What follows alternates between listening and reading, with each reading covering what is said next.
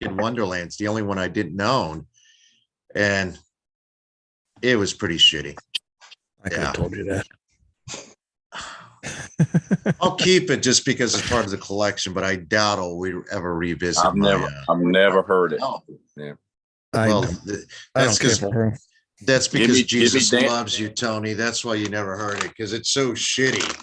Dancing on the Edge is the last thing I ever bought by her. You know, that's a great album, and I never cared for the Kiss Me Deadly and all that stuff. Really, was that too poppy for you? I don't know. It wasn't as good as I remember people having it and hearing it. I just never liked it enough to go, hey, I want to go buy this. You know? So what you're saying is it ain't no big thing. It ain't no big thing. That's it. Terrible fucking song. I'm having to use my phone tonight, and I'm trying to get it where I can see everybody on the screen instead of just who's talking. I see myself up in the corner. I can see Wayne. Sadly, I see Wayne too, which really depresses me. Is Ralph still here? Yeah. I don't see him. I can't see anybody. I'm here. I'm just plugging stuff at the moment. I'll be right with you. I'm just putting it on the pages. So I'll be right with you guys. Yeah. You got these three little dots at the bottom of the phone. And usually if you scan to the one to the right, everybody's shows up, but it's not letting me do that today. So I don't know. It's weird. I used it last night for another podcast that I was on, and it worked fine. So I don't know. It's weird. Very strange. All right. Well, let's get this going. Let me get on my phone so I can talk to the people there out there in YouTube land. And already 17 people here. We didn't even start yet. Look at that. Let me click here. So oops, let me lower the volume on this. And where are the people? All right. Well, let's get this going. Let me get on my phone so I can talk. Meanwhile, Mike is here. Brandon Pickerel's here. 17 people here. Squash 767 is here. Look at this. I don't think that is coming from me. Cool. It's not me. I turned it down. What are you hearing? No, I don't hear it no more. I was hearing myself talk, and I was. Oh, okay. That was my computer. I pulled you up on the laptop as well, so I can look at the comments coming in. All right, so I believe I got the comments going here. I think, I'm not sure, but anyway, I want to thank everybody for tuning in. These live things have been great lately. They've been no wonder. Hold on a second, guys. No wonder I turned the wrong one on. All right. So I want to thank everybody for tuning in. I've had a lot of people that are very interested in these live feeds now. And it's awesome. We're going to have Martin Popoff on again. I talked to Martin today telling him, dude, you have an open invitation to be on here anytime you want. And he said, he's busy the next couple of weeks, so give him the subject matter in a couple of weeks, and he'll come join us. So I got to think of something pretty good for him to be. He would have been good tonight because he wrote a book, on Priest, so he knows a lot of insight. But yeah, he would have been great tonight. Mm-hmm. So how we all doing today, man? I'm doing all right. Good. Everybody doing good? I'm doing great. I just got done eating dinner. What'd you eat? Steak tacos. Steak taco. Yeah, I bought a griddle like a few weeks ago, one of those Blackstone griddles. Mm-hmm. So I've been cooking on that almost every night. Cool. Right on. And a lot of fun. Hey, everybody, Scribble Angelo, Sean, and Mean Metal Mike, and TJ James, that Motley Crue nutslinger. TJ James doesn't think Motley Crue ever wrote a bad song. Can you believe that? Get rid of him immediately. Wow. Yeah. He must be on some good drugs. He's on, I'm not making light of this, but he does have cerebral palsy, and maybe that explains it. That could be why. Yeah. And heard anything cool lately? Anything new that you liked? Shit, man. You know what? I got some stuff in the mail. You're gonna hate all these things, but I got them anyway. Yeah, what are they? The new Foo Fighters, I like the Foo Fighters. the new Smashing Pumpkins. I don't know how I'm gonna get through this. This is what the hell? It's like a rock opera thing. It's like 3 different acts. It's gonna be. Why does everyone want to be Pete Townsend when they get in their 40s? I have no idea. I mean, there's only one Pete Townsend. Anyway, continue. And then something cool, Overkill, the new Overkill. I've got that. That That's kicks really ass. good. Yeah, that's really good. I haven't listened to that yet. Shit, I don't think I have anything else. I did, but that's all put away. But that's my new stuff. Mean Metal Mike loves the new Alice Cooper. Well, at least he does. Do you guys like it? I thought it was terrible. I haven't heard it yet. I love I've heard Alice it. Cooper, and I have a hard time saying anything bad about Alice. So I'm going to blame Bob Ezrin for that shitty song. Well, I blame Bob Ezra for the last few albums he's done with Alice. Like, Yeah, I agree with what you said earlier online. Yeah, totally. I mean, I like Dirty Detroit. Diamonds was my last album that I really liked by Alice. I like what was the last one? Detroit Cities or Stories? There was a Excuse few me. good songs on there, on that one. Yeah, And there- I mean, there's always been a few good songs. The Welcome to Nightmare 2, I mean, doesn't even compare to the original, but it's a few good songs on there. And there's Oh. some tracks with the original band that were pretty cool. But as Yeah. a whole, I'm not big into these last few albums. Well, what I am big on is the fact that actually Wayne and I sort of talked about it.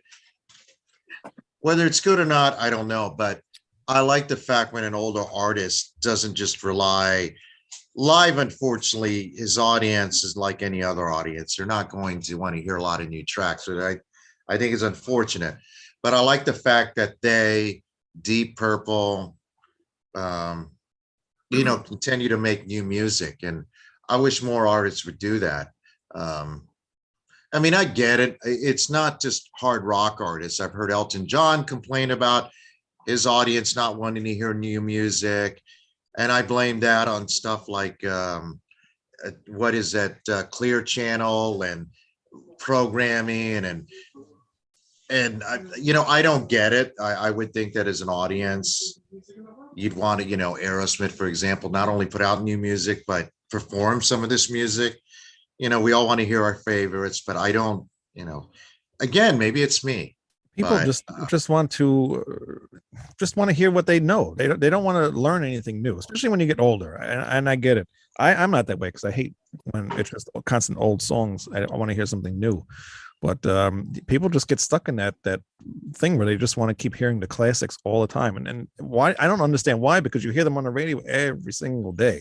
So I don't get it. I don't get it either.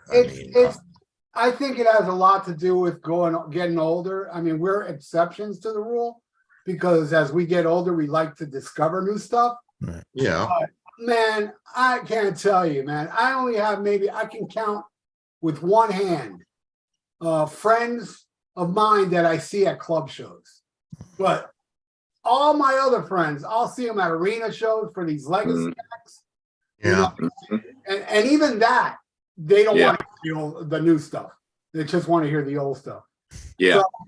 So, and, look, that's their thing. I'm cool with it. But one thing I'm not cool with is when these people that I only see at arena shows, and believe me, there's one in particular, tries to lecture me about music. Son, step back, man. When I see you support local bands, then you can talk. But you'll only go see Maiden, Priest, the arena acts, the legacy acts. You gave up on new bands, and you gave up on new music from those bands that you go see at the arena. You know what I'm saying? Well, that's the cool thing about Maiden, though. At least Maiden does play most of their new songs. Yeah, they do. Tours, they play a lot of the new songs.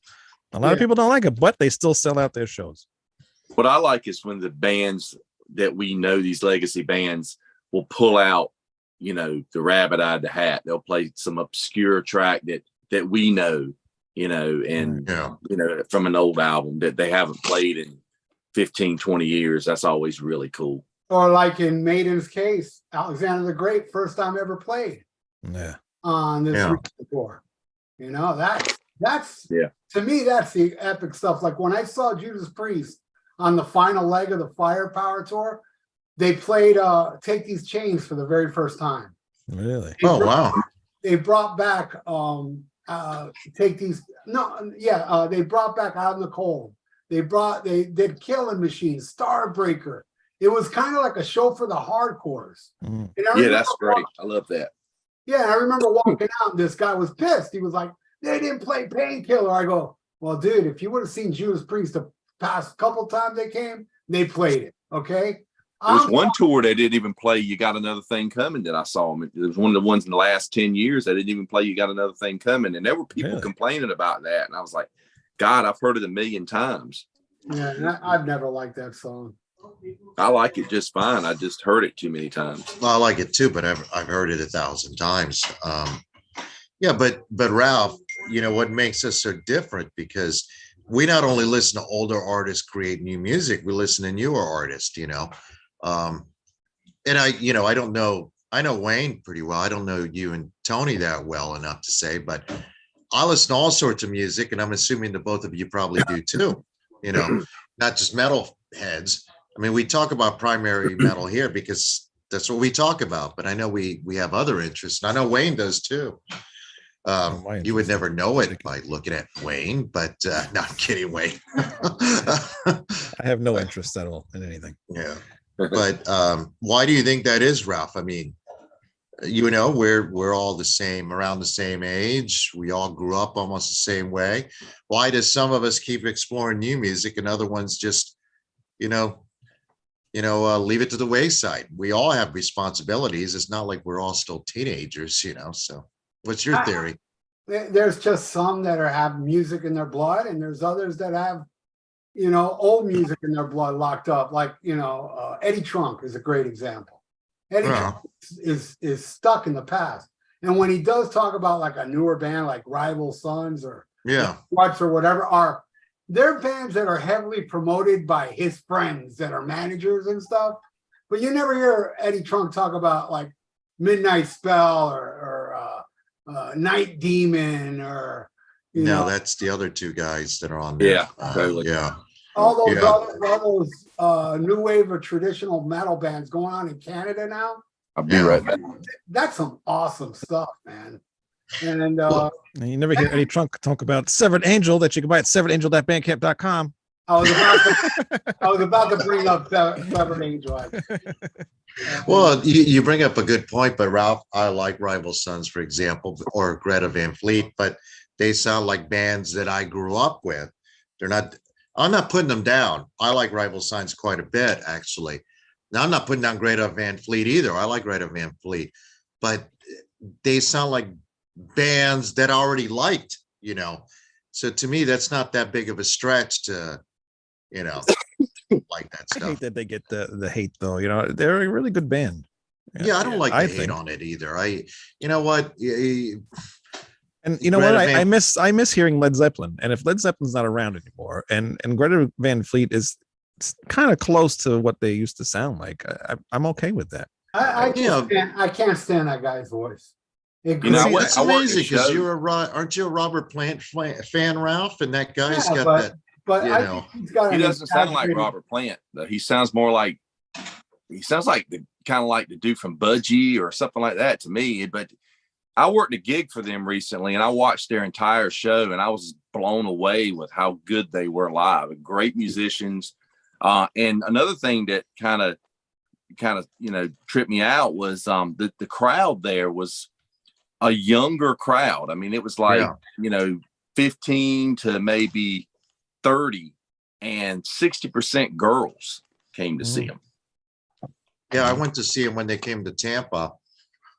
I couldn't believe they were headlining arena. It didn't sell out, by the way, but and the fans in the front, you're right. I'm talking about on the floor. I wasn't on the floor. I was on the, 4th, 5th level up. It's like you said, Tony, they were between 16 and, 30.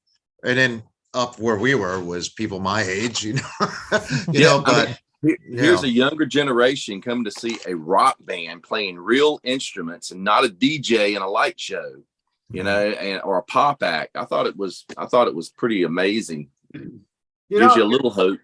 You know what gets me? This really pulls my nose hairs. I'm telling you, this really pisses me off. How bands that use tapes don't admit it. Now, here's the deal. If a band that used tapes was to come out and say, hey, we use tapes, they're still going to fill the place because casual fans don't care. That's true. It's just us that care. And we're such a minority that by us not going to shows ain't going to hurt ticket sales at all. So I think every band should come out and say, look, we use tapes on this, we use tapes on that. You know, I just saw an interview with Wolfgang today. He don't use no tapes. And, you know, I mean, but then there's these bands I see, like I saw the Scorpions not too long ago. They didn't use tapes. I didn't see tapes used, but after the show, my friend said they did use tapes. So they're really good at hiding it. And I don't dig that, man. I think bands should be honest and say, unless you're Kiss, you're supposed to lie if you're Kiss. There I can understand.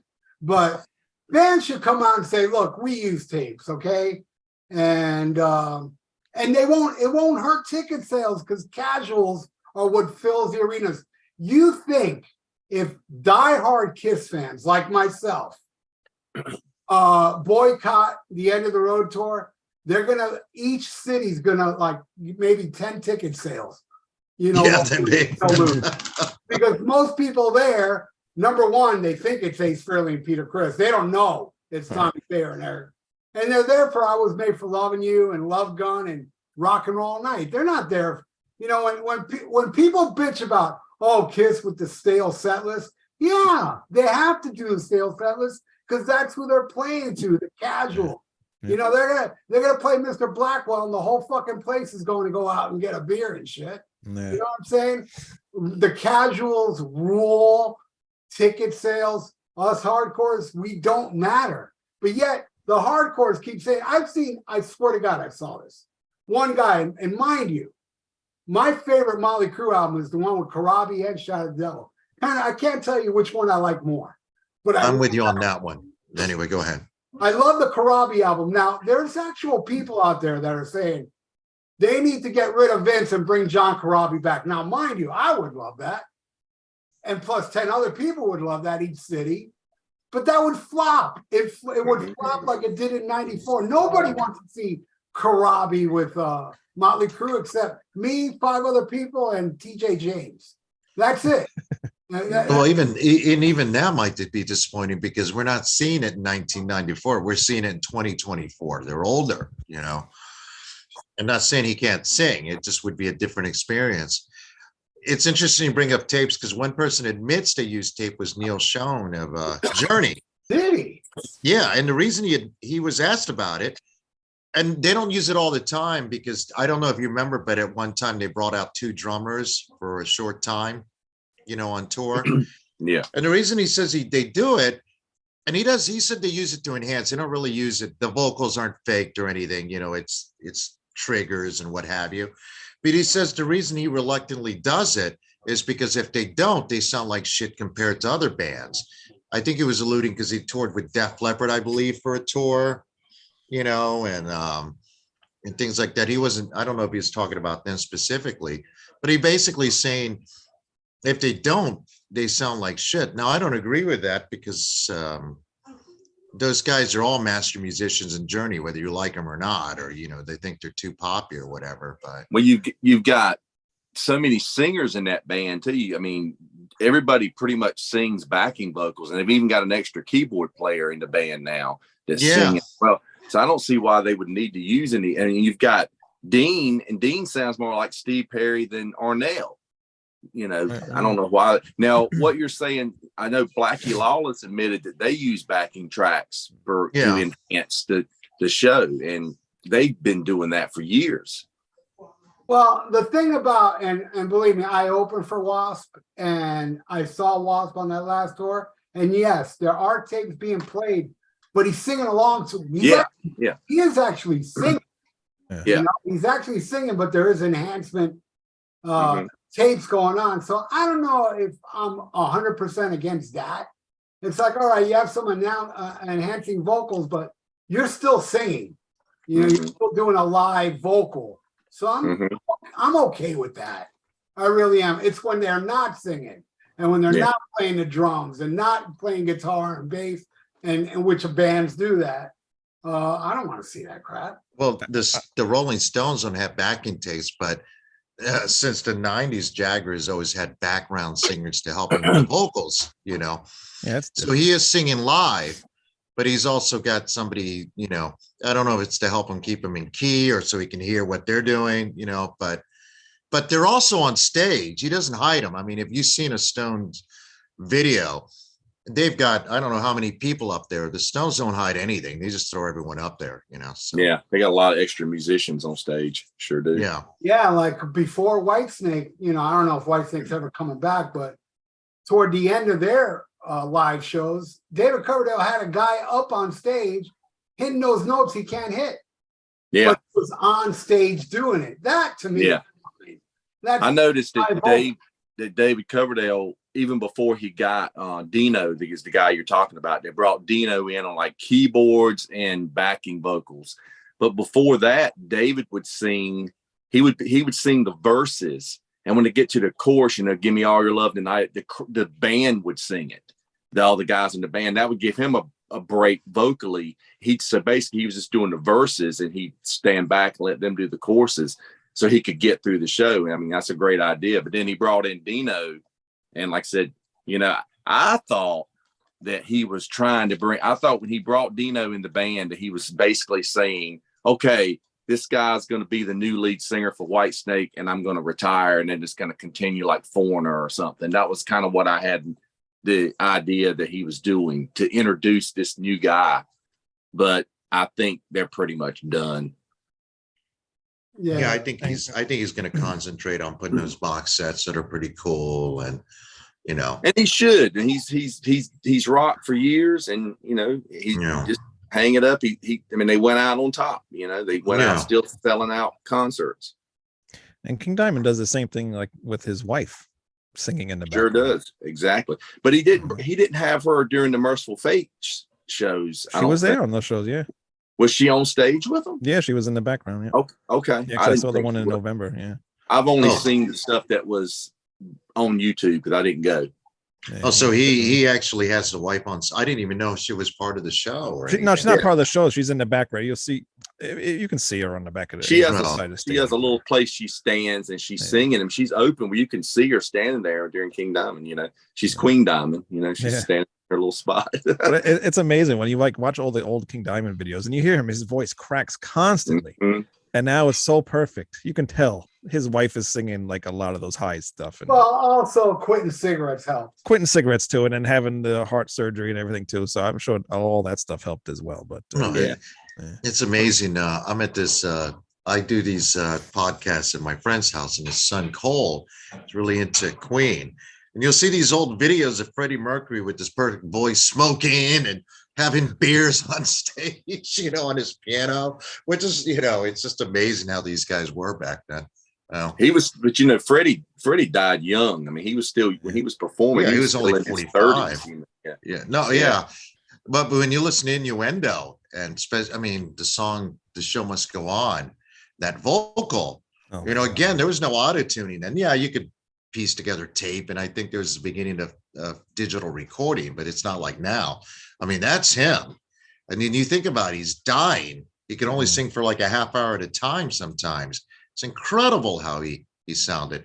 Not only that, older I get, the way the man faces death, you know, he didn't want anyone to feel sorry for him. You know, he never made excuses, or, you know, he's like, I'm going to continue working till I can. I'm going to spend as much time with Mary Austin. That was probably the only person he ever truly loved. I mean, I know about his sexuality, but, you know, and you got to admire the man. You know, he was honest, whatever, you know, it's an incredible story. Same thing with Bowie. You know, Bowie just came out. Yeah. He's sick. He's dying. Here's my new video. You know. Yeah. Yeah, you're right. Same thing with Bowie. Good. That's a great point about that, Tony. I'll never forget the first time I saw a band use those backing tracks. It was Sonata Arca. They were playing with Overkill. It was a very weird show. And when it got to the chorus, the bass player and the other guitar player walked up to the microphones, pretend they sang those backing sections, and then walked back when they were over. It was that obvious, Wayne? It was that obvious. I was like, really? You're not even like trying? You're just gonna walk up to the mic? Well, you know, back in the 80s when you had all these cover bands that played in the clubs, you know, during the week, they all, you know, had live bands. I remember seeing a band once and they had really good backing vocals. And I just happened to look back at front of house at the sound guy, and the sound guy had on a headset mic and he's singing all the harmonies with the band. Wow. Wow. They sounded awesome. I'm sure they did. There were rumors that I think it was Miles Kennedy was singing Ozzy songs backstage while Ozzy was on stage. Robert Mason Robert Mason did with Ozzy. Oh, Yeah. Robert Mason. Yeah, but he was backstage. Yeah. Yep. I don't think he was singing the leads, but he certainly was enhancing the vocal. He does the harmony vocals. Yeah. Yeah. I think Yeah, Adam Wakeman was doing that during the Sabbath tours as well. Oh, wow. Wow. Because I'm Jeff surprised Nichols, Wyoming let that Jeff fly, though. Nichols, Wyoming's Jeff like- Nichols did it during the Dio period. If you listen, a lot of times you hear Jeff Nichols come in on, and even like the Tony Martin stuff, you'll hear a backing vocal. It's Jeff Nichols. Yeah, but Jeff Nichols was in a way, and if that was happening, Dio wanted it to happen, you know. Yeah. Tony Martin poor guy probably had no say, but Dio certainly would have, you know. Yeah. And Dio had a strong voice at the end. Absolutely. Yeah. I refuse to call him Heaven and Hell. When I saw Black Sabbath with Alice Cooper, not Heaven and Hell, I took a coworker I don't even talk to anymore. No, nothing bad, but he'd never seen any version of Black Sabbath. I don't think he even knew who the hell Dio was. He just went because I wanted to go. He was amazed by Dio's voice. And this is a guy who, you know, he doesn't know Dio, Ronnie James Dio, from Tony Dio, that's with us today, you know, but he was amazed. Yeah, well, Dio rules. He's always off the subject, a little Kiss thing I wanted to mention before I forgot. Did you see the picture the other day of Gene with the short boots that came out when they were in Brazil? No. He's not wearing something. I don't know if it was just because of heat or whatever, but he's got on these black spandex and he's got the monster boots. It's just the bottoms. And then they've got these little short tops to him, and he's not wearing the shin guard pieces. And it looks so weird. You'll see it. It's out. It just came out the other day. Wow. I wonder if he's doing that. Maybe he can't handle those boots anymore. I don't know. It's really weird looking. Isn't he? He's what, 71, 72, right? Yeah. Yeah. Yeah, I'll cut him some slack on that. Oh yeah. It looked weird. They should have put some aluminum foil or something. I don't know, just to make it look a little cooler. Where did you see it? It was online yesterday from some, I guess they were in Brazil or South America somewhere. Yeah. Yeah, they're going. I'm sure if you Google Gene Simmons short boots, it'll come up. They're going out on top, huh? Yeah. I've had a couple people, and I agree, a couple people saying they want that Coverdale Page box set, which was promised like a year or two ago, but now it's kind of scrapped, which is, I love that album, man. I do too, and I think it's underrated. I have a bootleg DVD, not pro shot. You can see it on YouTube. Japan. Yeah, they guess. They only played Japan. Yeah, that's what I thought. Yeah, I remember they announced dates. I don't know if they announced it to Tampa. I thought they did, and then suddenly it was canceled. You know, I remember that. So, it's cool to watch. It's cool to watch Jimmy Page playing "Still of the Night," and getting to hear Coverdale singing Led Zeppelin classics, and it's really cool. Yeah, I thought it was the drummer from Heart. What's his name? Danny Armisi. Yeah. Oh, that guy's phenomenal. Yeah. He also played with Montrose, I believe, but that guy's a monster. I believe the bass player on there is Todd Jensen that plays with Journey now. Oh, okay. If I remember right, maybe. Yeah. And also the Tony Martin box set. What's up with that? It was promised years ago, and Now, I think there must be issues with the name Black Sabbath, not the material, you and the know. Born Again box set as well. You yeah, know? Born Again. Who knows? Yeah, I just think it has to do with the name Black Sabbath, but it's my opinion. I don't really know. They were signed to IRS Metal in the States. Mhm. You know, the thing is, the Tony Martin era in the States has looked as a complete failure, but overseas they were doing very well and they played all over the world. It was just America that just didn't give that lineup a chance, except for diehards like us. Yeah, I only Yep. saw him once on the what's that album? The one after Dehumanizer. Oh, Cross Purposes. Cross Purposes with Motorhead and Morbid Angel. That was a good show. Sunrise. That was the only time I ever got to see Tony Martin. He'd never been down here for any other album. I'm not sure if they did tour America on any other album than Cross Purposes. They might have. Maybe Forbidden. Well, I know I remember they were touring Seven Star, but that's not with Tony Martin. That was Glad they yeah. toured Eternal Idol. If they did, they didn't hit Tampa, from what I know. You know. Oh, no. They didn't come to Florida. I would have been there. If they played Tampa, I would have been there because when Eternal Idol first came out, I was a fanatical. I loved the hell out of that. I still love that album. I do too. And I'm going to say a popular opinion. I like Ray Gillen. I think he was a more charismatic vocalist, and if they held on to him, they might have reached the top. And now I'm going to contradict myself. I prefer the Tony Martin version than the Ray Gillen version. I do as well, but at the same time, it's like Tony Martin pretty much mirrored what Ray Gillen did. He didn't really do anything much different, but production-wise, I think it came out more clearer. I like Tony Martin's voice more, but what Ray Gillen did was pretty much exactly what Tony Martin did. Yeah. And I interviewed Tony Martin on this channel, and I asked him that, and he said, yeah, they told me to copy exactly what Ray Gillen did on these demos.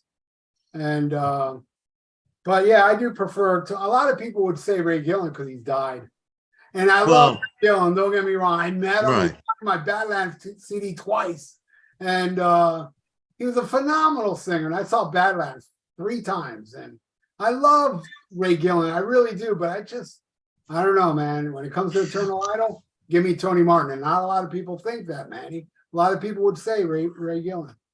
Hey, I would say Ray Gillen is more charismatic, and I think, and the MTV, and I think for the MTV generation, if Ray Gillen had hung on, this is where I contradict myself. I think that name would have, Black Sabbath probably would have reached a bigger level of success, but I still prefer the Tony Martin stuff. So I guess what I'm saying is Ray Gillen probably would have brought him some degree of success that they hadn't achieved in a while in the States. More but I women prefer the Tony Martin. Yeah. There you go. I mean, it sounds shallow, but no, Ray Gillen was a good-looking guy. And it was right in the whole middle of the whole glam thing and all too. So yeah, it probably would have worked better. Hey, has anybody read any of Geezer Butler's book yet?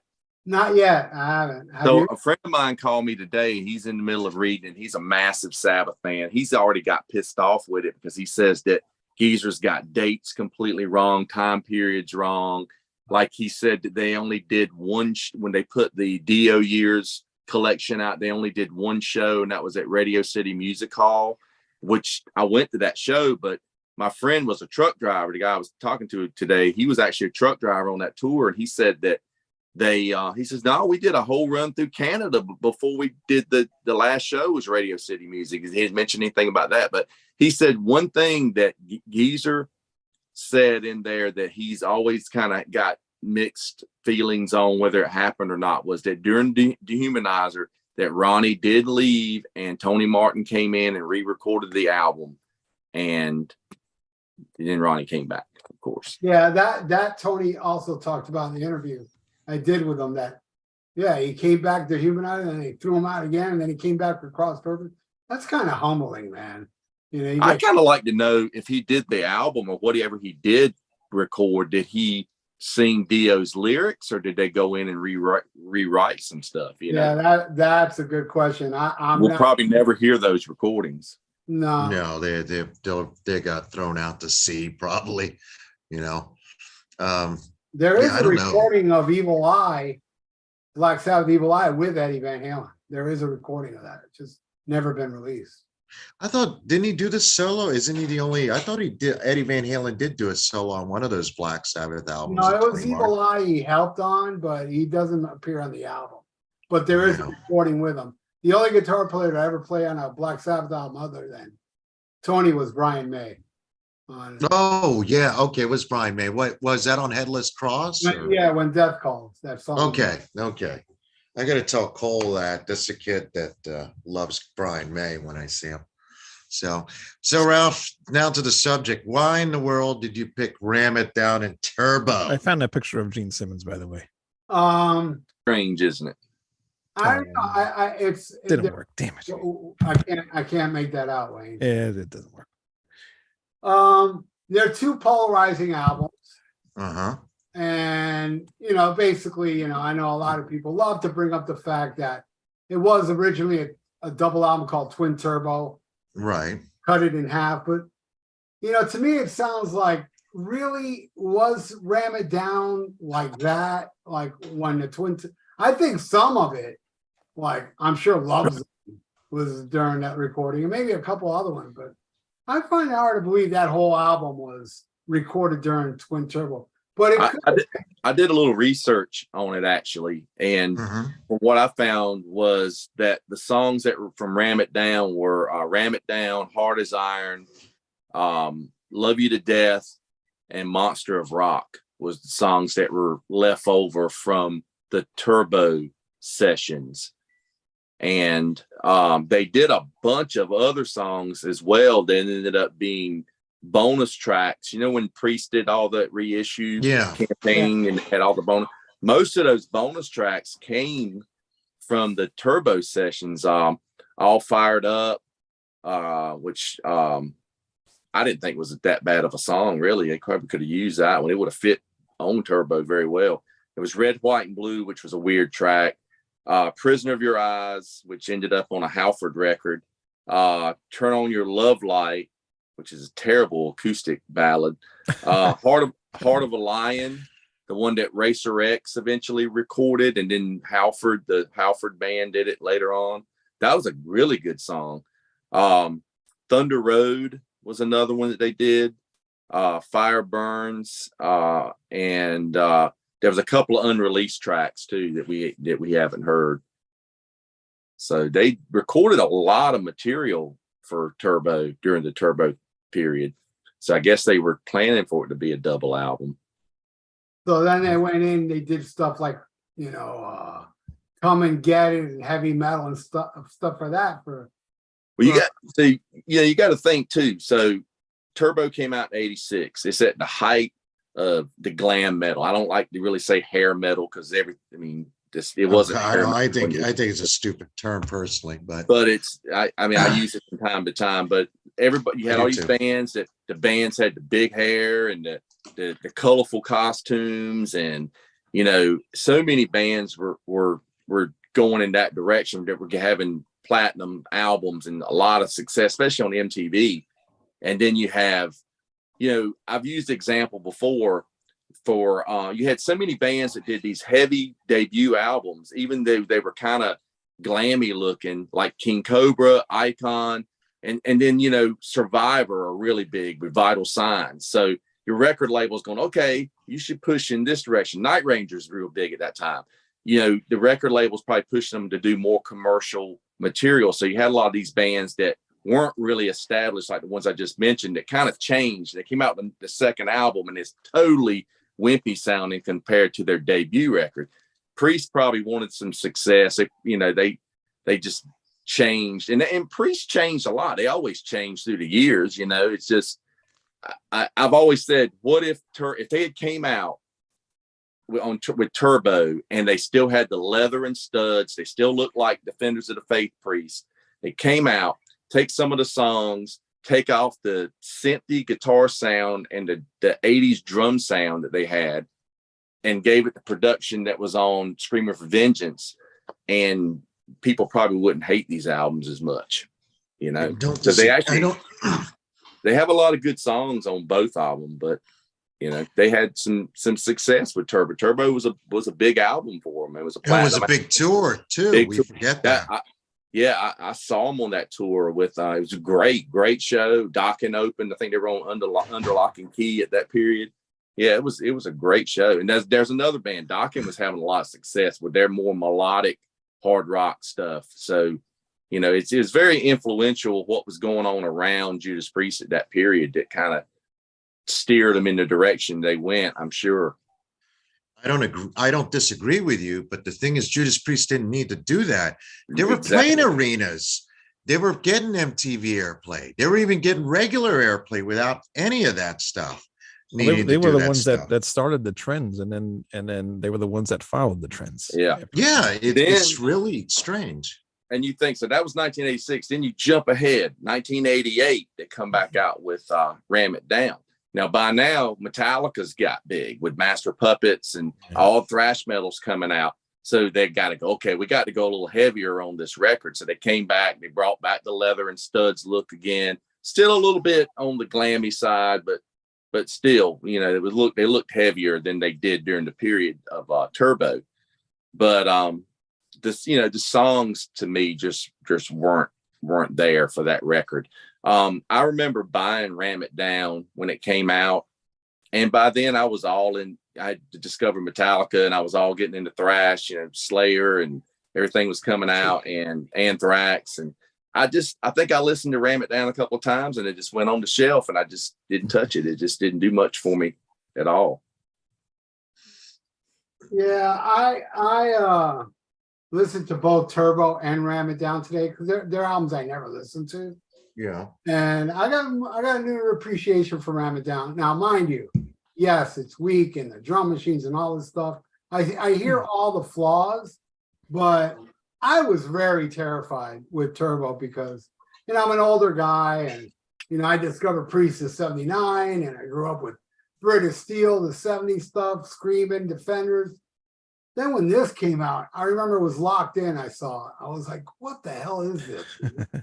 And in the album just terrified me. The show was awesome. You know, I saw him with Dokken, and it was a great show, but there was something weird about that time. You know, like, you know, the heavy metal parking lot. That's what it was. It was that, you know, yeah. And it was a little more accepting, where I didn't like Turbo, but I still went to worship the Priest. I went there and I, you know, just thrash. Even during the dumbass Turbo songs, I still bedbang just to have a good time. And I drank a lot of Jack Daniels back then. But it was a rip-roaring show. And then I saw Ram It Down, and it was even more rip-roaring, you know? But yeah. Listening to both these albums today was like, yeah, it still upsets me. Turbo upsets me a lot. You know, it's just not my Judas Priest. It doesn't sound like my Judas Priest. It's all, I don't know, like. It's really happy. It's like, it's too happy. It is. It's very happy.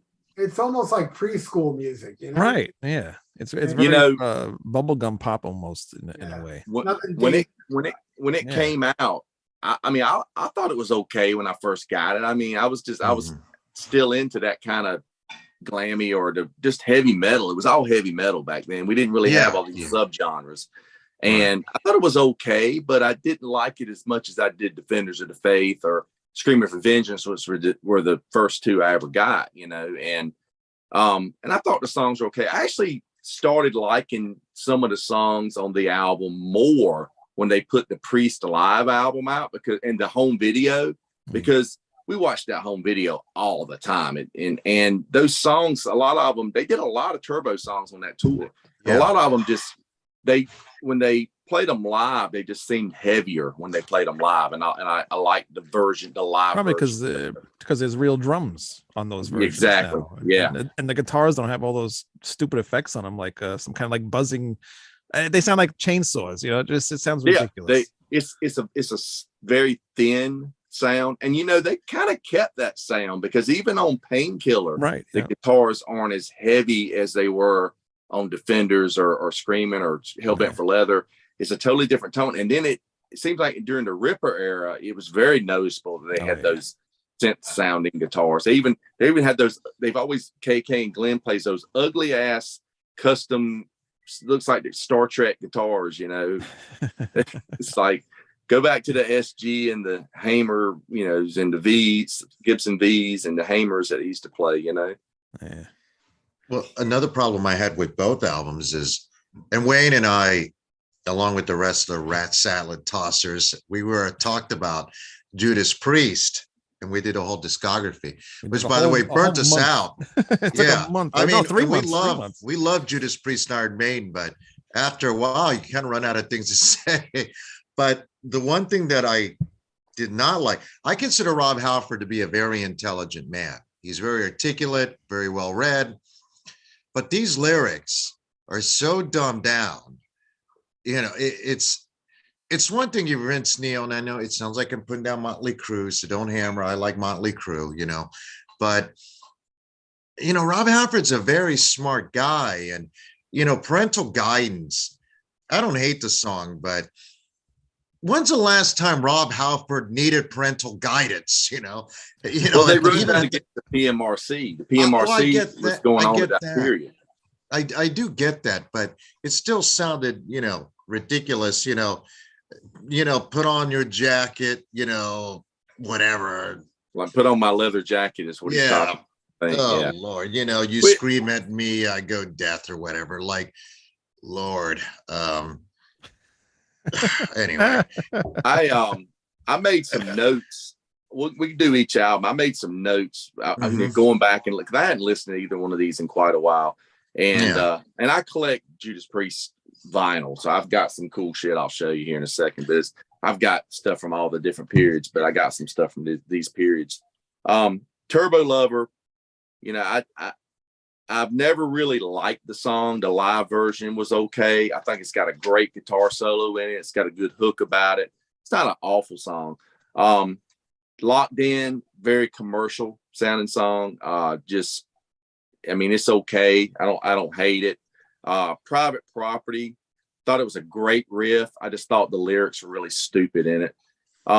Parental Guidance, like we were just talking about, that sounds like a song Crocus would have done during that period when they were like during the Blitz and something. That's what it sounds like to me.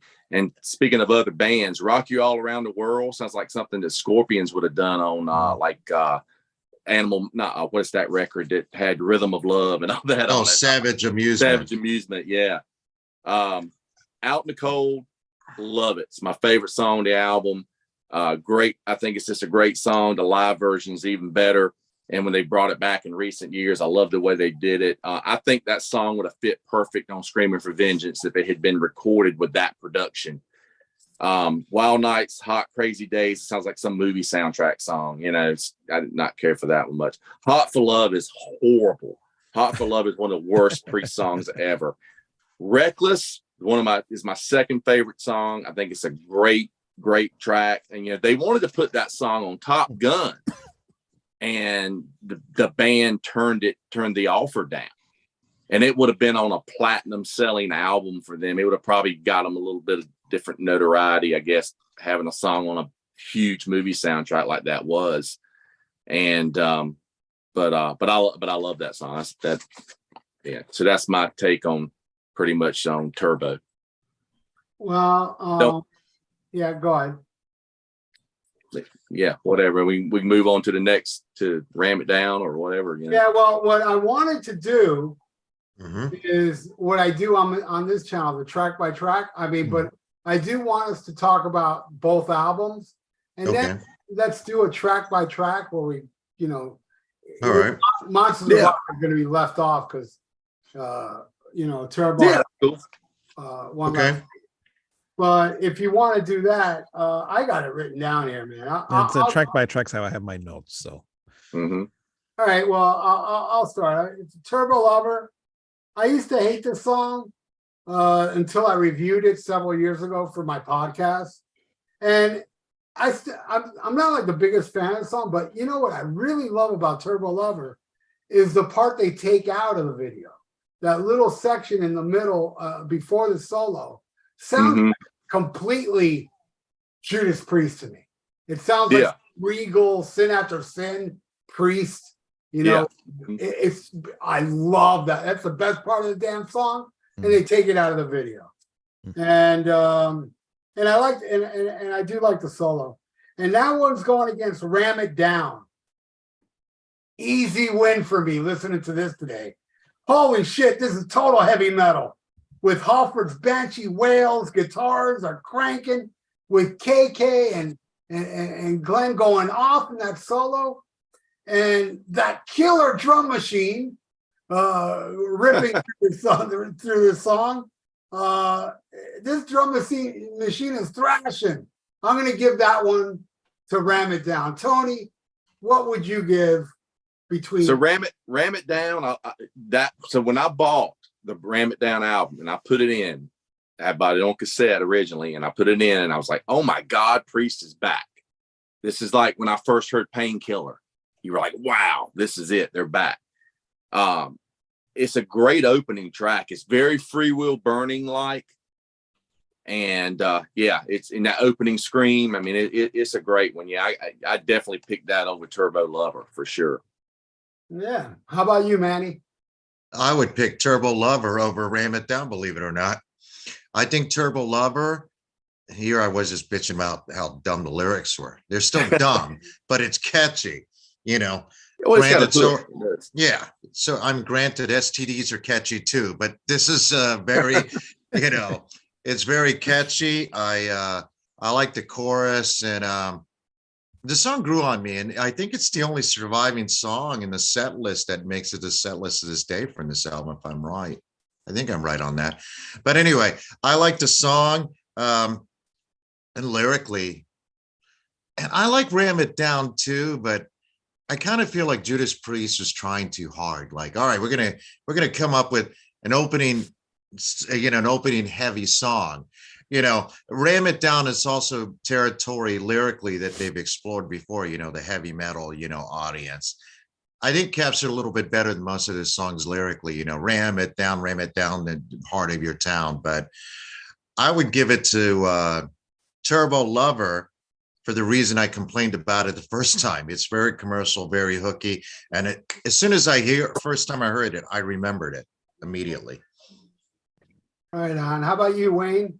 I'm going to agree with Manny. Just that intro, like the way it starts, is like, all right, where the hell are they going with this, And it just kind of starts mysterious. And then Rob Halford's like kind of whispering those intro lyrics or whatever. And but then the drums kick in, and it's got that like electronic drum sound going on.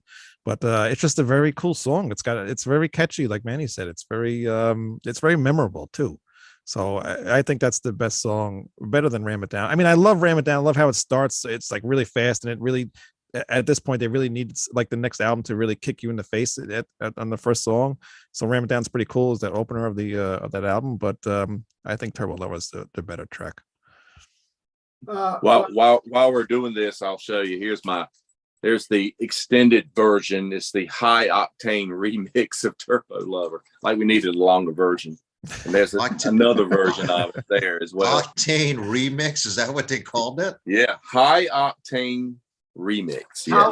How long is it? Is it much longer than the original? 12 minutes. It doesn't actually say. It's just got long version, short version. Yeah, it doesn't say. I have to look at the timing on it.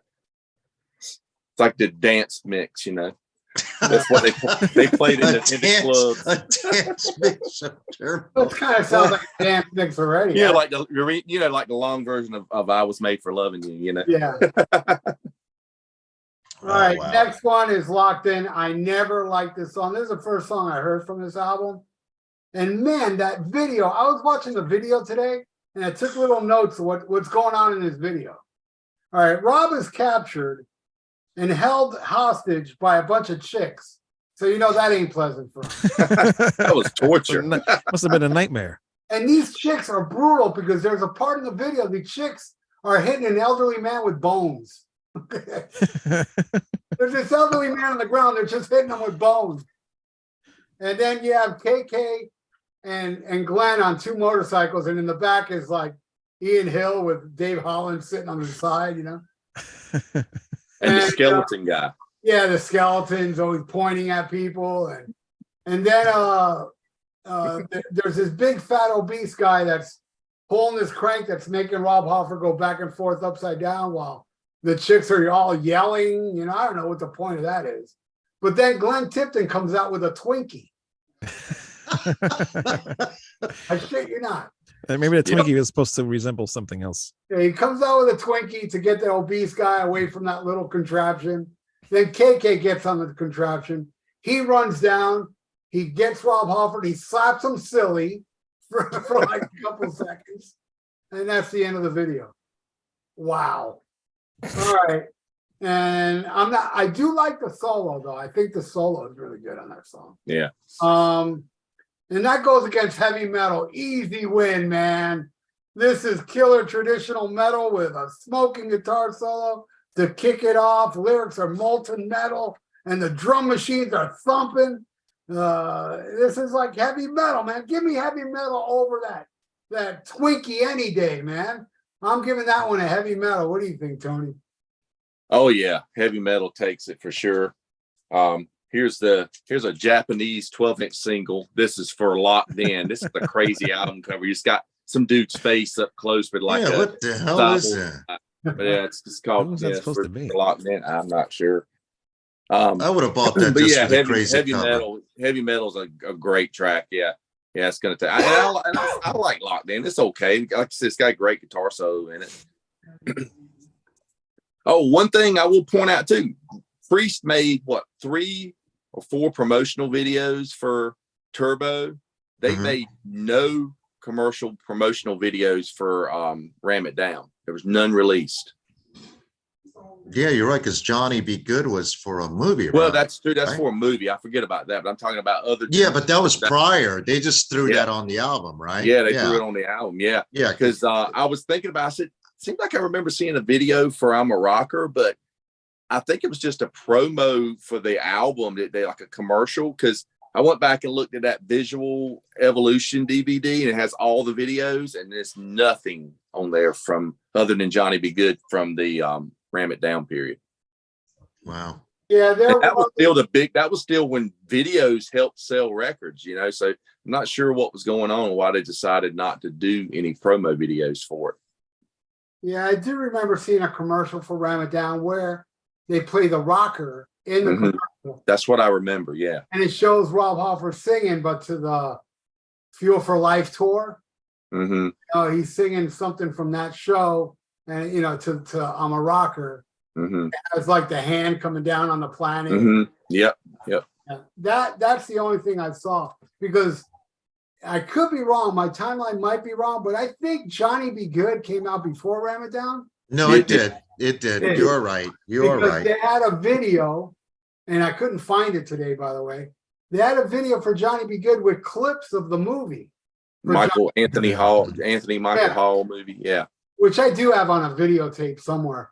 But I have the soundtrack for it somewhere in my soundtrack collection. I have the 45, which is the cover of the movie. Yeah, well, I had here's the single. That's the 12-inch single. It has the live shot of the band. Right. You know, but the 45, you're right, has the album cover from the movie poster. Yeah, the movie poster's on the 45. I do own that.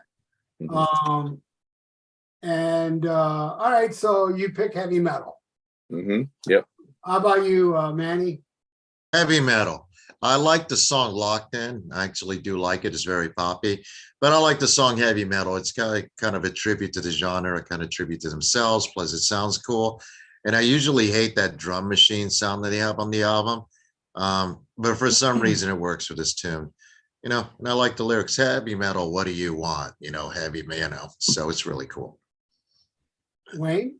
Yeah, heavy metal, definitely. For Locked In, I said I can give or take that song. Halford has some cool vocal melodies, and Glenn and KK has some really nice guitar solos. I just hate that buzzy guitar sound tone that they have using in that intro and during the solo.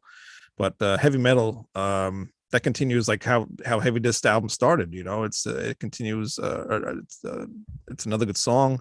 One thing I find it's a little strange though is the bass. It doesn't sound real at all. It sounds like one of those piano, like when you push the button on a piano, Synth like bass. a fake bass sound. Yeah, synth bass. For sure. And regardless, I like this song. I think it's heavy and catchy. It's one of my favorites on that album. Right on. All right, I'll take the next one. Private Property. This is not my Judas Priest. And no, I'm not going to call it hair metal. I'm going to call it hair ball music.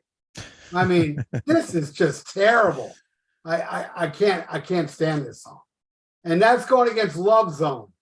What a mess of a song this is. I'm surprised this wasn't one that was left off Turbo, because it sounds like one of that, you know. Yeah, I guess it's kind of heavier than Private Property, but it doesn't help. This is so bad. I'm going to give it to Private Property. Yeah. Out of both these songs. What do you think, Tony? I got to go Private Property just on the riff. I mean, the lyrics and stuff are kind of stupid on Private Property, but the riff is actually pretty good. Love Zone is just a mess. Like you said, it's just horrible. That was the one where I listened to the album the first time and I was like, yeah, Priest is back. And it goes into from Ram It Down to heavy metal. I'm like, yeah. And then Love Zone comes on. I'm like, maybe not. I want to give a shout out to my friend Ruben De La Rosa, who's a big fan of Love Zone. And I was like, really? You gotta be kidding me, dude. He's like, dude, Love Zone rules. So there's always something out there for somebody. I wonder if somebody in the chat, leave a chat if you liked Love Zone. You know, I mean, if it wasn't for Johnny Be Good, Love Zone would be the worst track on here. What do you think, Manny? Well, so you're asking me, would I rather have my hair set on fire or be kicked in the balls? Let me think about that. Private Property, even though it's a steaming pile of shit, it's a less steaming pile of shit than Love Zone. Love Zone. All right. I didn't know Rob Halford was gay at the time, but now in retrospect, when you listen to Love Zone, another song on there, again, I got nothing against gay people. They're wonderful. But this song sucks. Anyway, a mess. It just sounds generic is the problem with Love Zone. Private Property at least sounds, it's memorable, you know, but man, it's horrible. I don't like either one, but since you had me choose Private Property, I will say, now I'm traumatized. Anyway, Jay James, the guy that thinks Motley Crue never did a bad song, likes Love Zone, and that makes sense.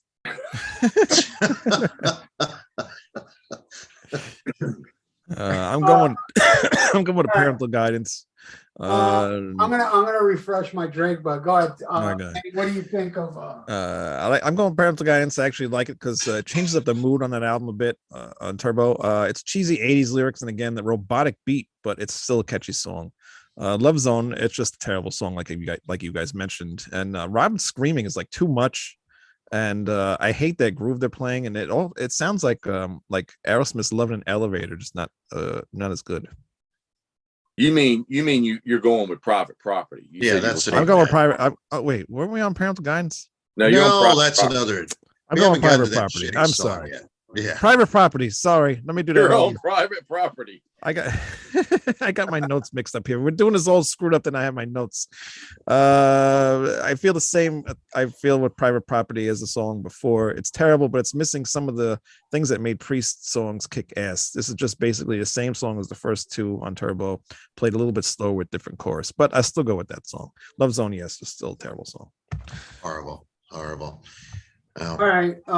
Then we got, in my opinion, I think it's the worst Judas Priest song ever. Worse than Love Zone and Johnny Be Good. Parental Guidance. This song, it sounds like it was written by Sesame Street, really. It's like, it's just putrid garbage. I can't stand this song. Can't stand the lyrics. Can't stand the message. You know, it's like, yeah, tell your parents to shove it up their butt, you know?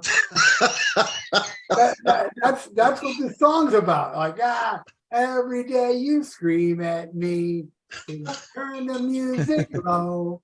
And if you keep on screaming, you'll make me deaf, you know. I can't believe I remember these lyrics. Because they're so bad, but I don't know. I like it. They're so horrible. What's, You know, Wayne, what's it against? Wayne, you're like the TJ James of America. I'm not that bad. I don't like my guy is horrible. All right, that's going against Come and Get It. Hell yeah. Traditional metal goodness. Maybe generic, but I'll take this generic crap over Sesame Street any day. So I'm going to give that one a Come and Get It. What do you think there, Tony?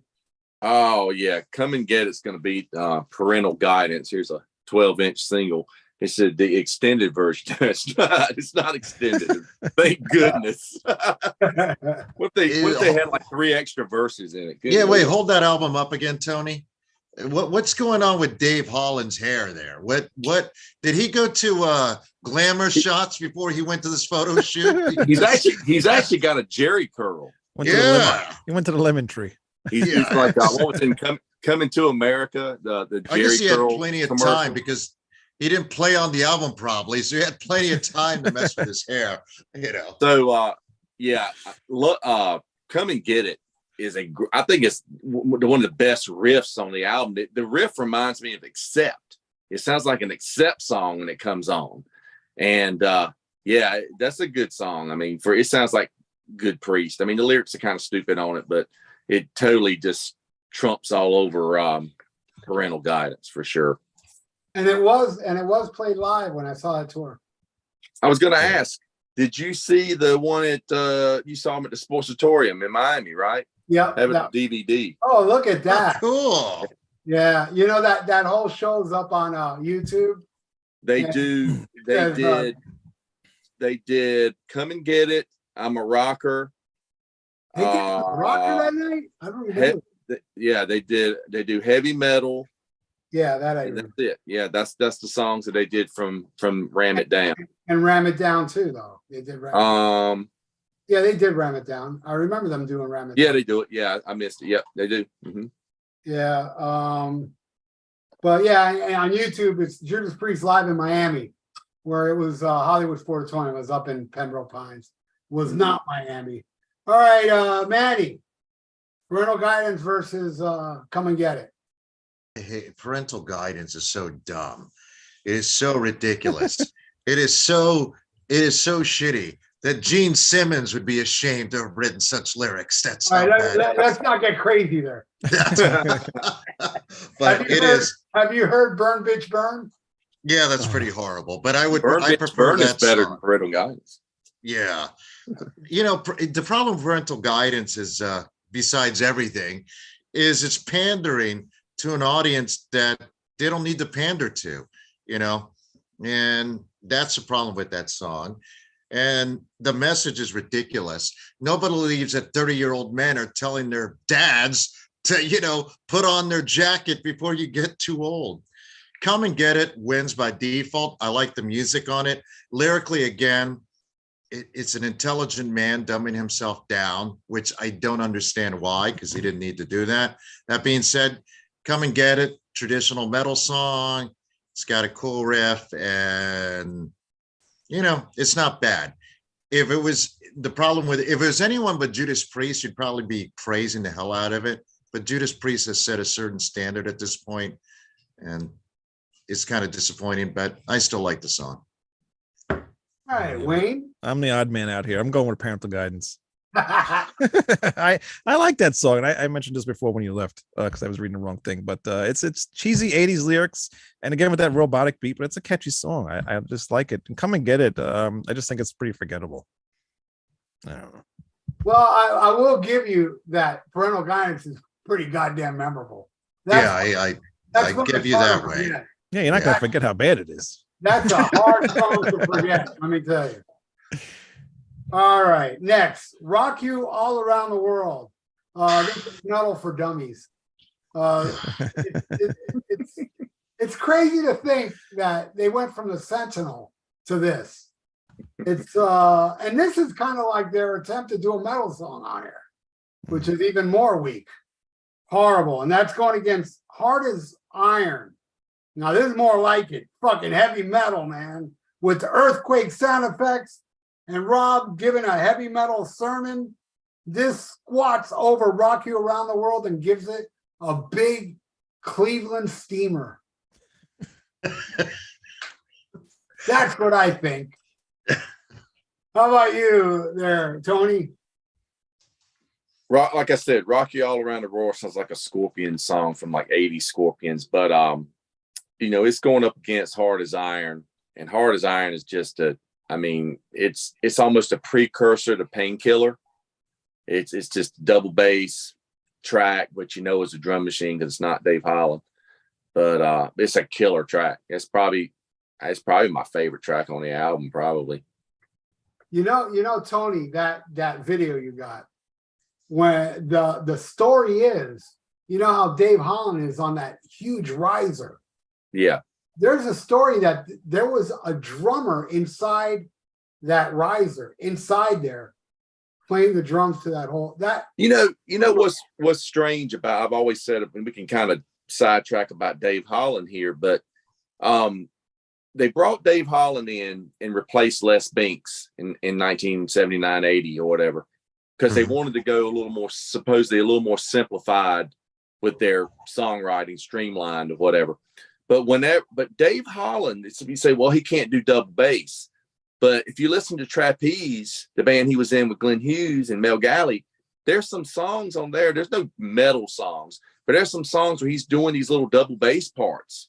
And the first time I ever heard that I was like, wow, he's actually doing some double bass and doing some kind of intricate drum parts. But it was just weird. He came into Priest. He never did it. Like they did Hellbent for Leather. He never did the intro part with the double bass. You know, it just changed up everything so much. And I just always wondered, could he just not play double bass, or maybe he couldn't do it for a long period or what? I don't know. But he had two drums up on stage. He had two bass drums up because he had to have that metal looking drum kit, you know. One bass is to hold the other side of the toms up, you know. So I don't know. It's just always been a weird thing about his playing, but he's a solid drummer. He's a really good drummer as far as just a solid, you know, pocket drummer, as they say. Yeah, I didn't mind Dave Holland. I mean, but he's not Les Binks, and he's not Scott Cracker. Yeah, Les Binks is my favorite Priest drummer. Yeah, me too. Manny. I'm gonna go with Hard as Iron. Rock You Around the World. If the Scorpions had recorded that, the Berlin Wall would still be up to keep West Germans out. That's how bad that is. You know, that is a terrible song. Hard as Iron. I actually like it. Again, Judas Priest celebrating, you know, being a hard rock metal band. And I'm kind of surprised, you know, I like the song. It's not my favorite. I think my main problem with Ram It Down, besides lyrics, is which we'll get into more as we get further into the album. I don't like the production on it. I don't like that drum sound on it, and that's my main thing. It doesn't sound live. I just don't like the drum sound on it. It's just too obvious it's not a drummer.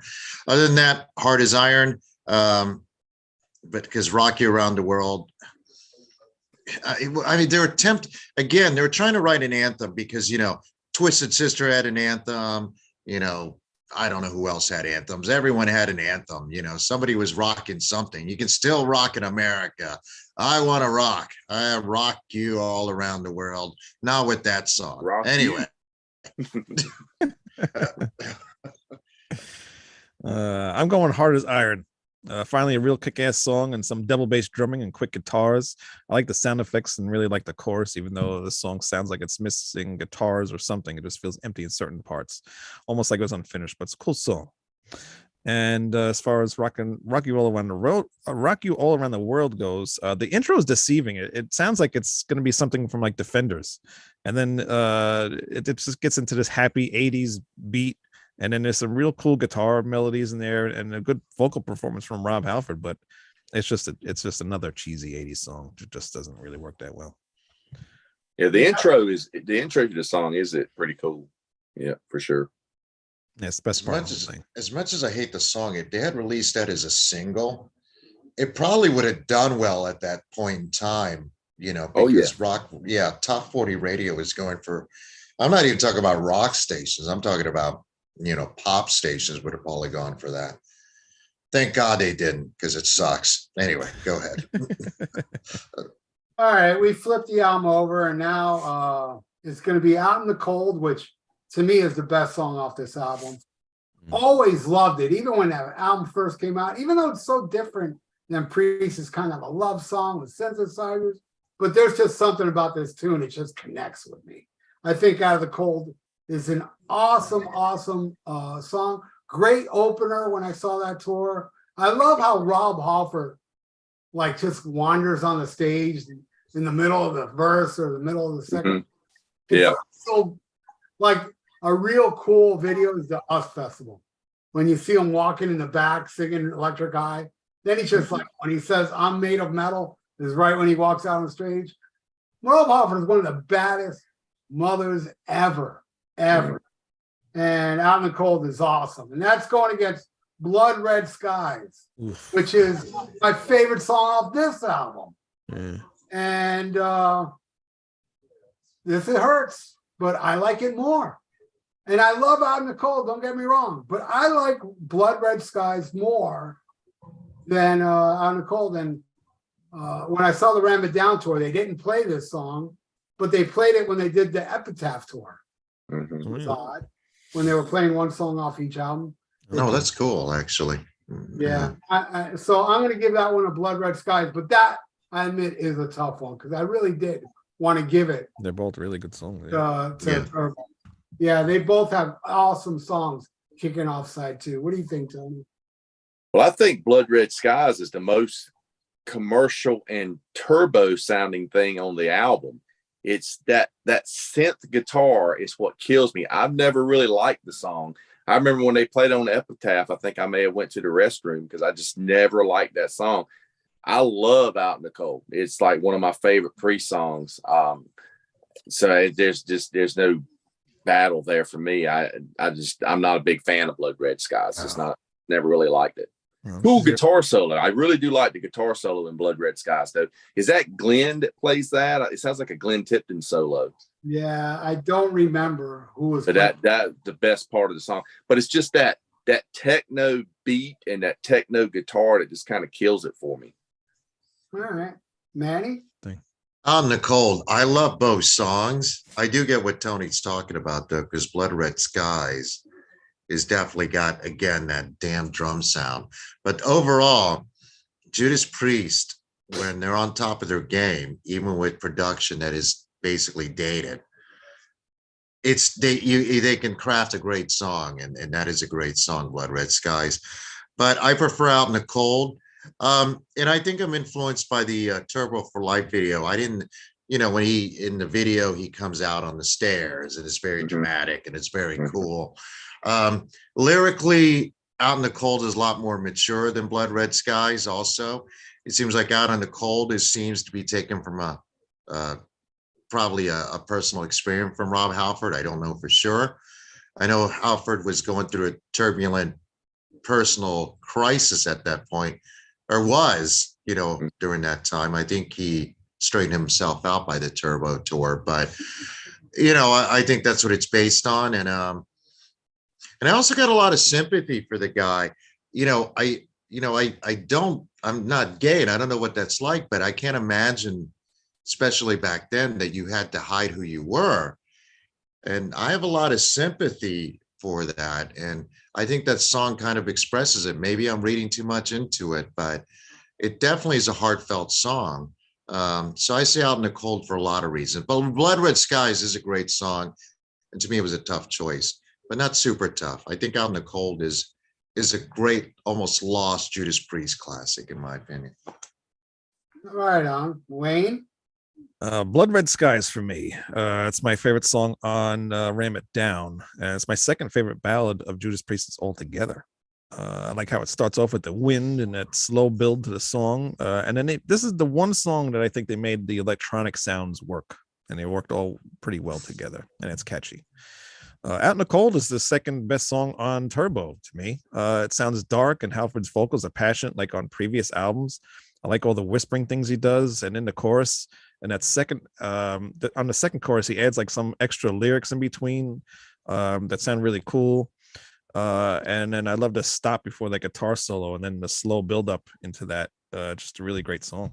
But I'm gonna go with Blood Red Skies. Great track. All right. Next is Wild Nights and Hot Crazy Days. This is putrid. It's annoying. It's a total crap song. This is not my Judas Priest. And that's going against I'm a Rocker. It's amazing this did not make it on Turbo because it sounds like such a Turbo song.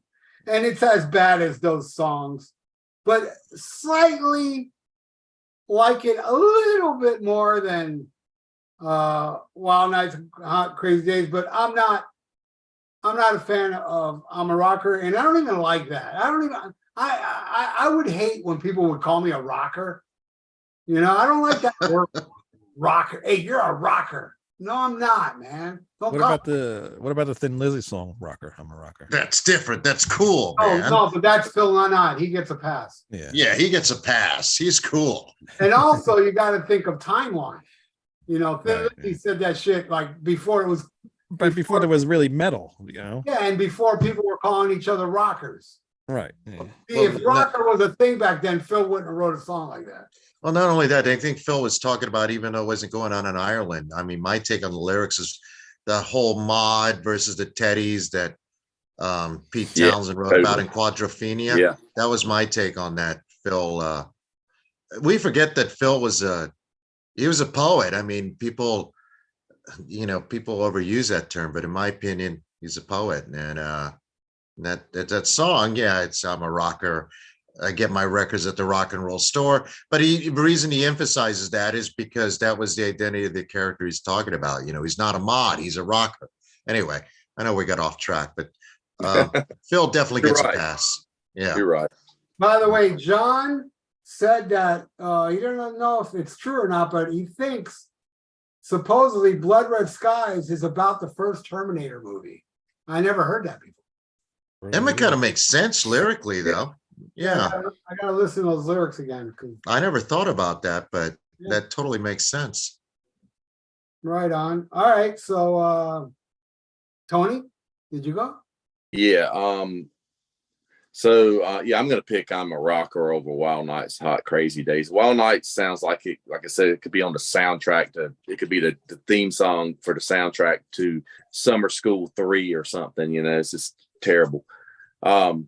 But I mean, I like I'm a Rocker, and hey, I accept being a rocker. You know, it says no one can take that away, and that's just truth. So yeah, I'll pick that one. It's an anthem.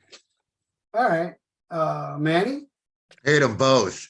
I can't stand either one of them, but I guess I'm a Rocker is okay, you know, but not only because it's next to that steaming pile of human of that musical sin called Wild and Crazy. My God, it sounds like something Poison would have been ashamed of. It's terrible. It's the worst song. Rob Halford, I hate to keep saying it, but he's a very smart man, and him trying to cater to an audience that isn't worthy of him is ridiculous. Anyway, that song sucks. By default, I'm a Rocker. I don't like that song that much, but compared to Wild and Crazy Night, it's frickin' Stairway to Heaven. All right, who's next? So true. Well, again, I'm picking Wild Nights and Hot Crazy Days. Only because this is why. Again, we're back to the happy 80s sound, but this sounds like an AC/DC song, especially the way Rob Halford sings those verses. It sounds like when Brian Johnson, like on Fly on the Wall, like something on fire. You just killed Bon Scott again. Continue. By the way, Bon Scott wrote a song called I'm a Rocker too. Yeah, that's true. But he gets a pass because he was cool. All right, go ahead, Wayne.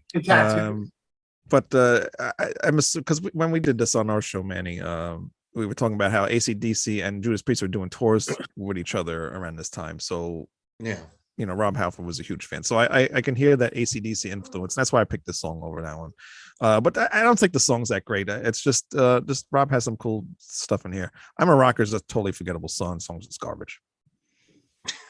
All right. I'm not disagreeing with your opinion. Forgettable, actually, you know.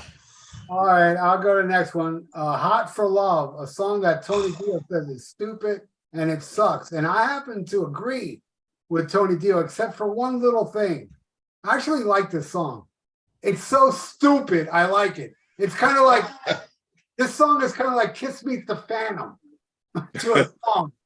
It's horrible, but I don't know why. I never liked this song before until I did the review. And I was like, man, this stupid ass song is kind of catchy and I don't mind it. Especially, I mean, I would put it over Parental Guidance and, you know, Private Property. And that one's going against Johnny Be Good. Now, Johnny Be Good. What do you, not to interrupt you here, man, but we got 10 songs. And won't you skip Johnny Be Good and put, because it's 10 songs on the other album, put them up against the originals. All right, I will do that. But since I took my time to listen to Johnny Be Good, yeah, I'll talk about Johnny Be Good, but I'm going to put it against, what is it, Love to Death? Yeah. Yeah. Johnny Be Good. Priest always did amazing covers. Diamonds and Rust, Green Manalishi, Better By You, Better Than Me. But here they ruined that great streak. This song is fucking terrible. It's awful. It's their worst cover song ever, I think. Yeah. I can think of. All right, so I'm going to put Hot for Love versus Love You to Death. Shit. Then I was going to put Hot for Love over Johnny Be Good, but no, I'm not going to put it over Love You to Death. The whip is back, man. You know, sleazy priests like Evil Fantasy and Pain and Pleasure with those drum machines. And Rob showing some torture sex with his partner. Hurt me, baby. You know, I'm not a gay man, but I got to say, Rob Halford has given me so much joy in the soundtrack of my life that it makes me happy that Rob Halford sucks cock. I want a smorgasbord of cock for Rob Halford for all the joy he's given me. I want Rob Halford to get laid constantly by a million guys and not catch any funky disease. Rob Halford deserves big veiny cocks. I'm giving this one to Love It to Death over Hot for Love. There you go. All right. So there's some confusion too. What did you pick on the last song? Was it Wild Nights or Rocker? I picked Rocker. Rocker. Okay, there's confusion in the chat here. Yeah. All right. So Tony, Hot for Love or Love You to Death? I'll speak real fast on my opinion on Johnny Be Good. If they had done Johnny Be Good the traditional way, and sped it up, put a little double bass on it, I think I could have dealt with it a lot more than the total rewriting of the whole song. Basically, they wrote a song and put the Johnny Be Good lyrics in. And the chorus is the worst part about it. Where it's go, go. It's just can't stand it. It's just horrible. Between these two, we're gonna go Hot for Love and Love It to Death, or Love You to Death.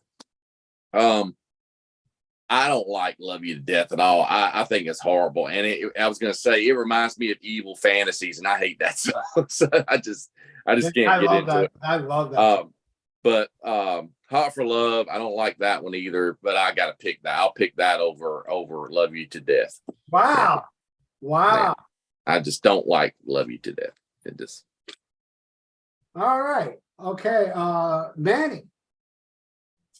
I pick Love It to Death by default, only because Hot for Love is so shitty that I can't even justify talking about it. Love It to Death, I don't like it that much either.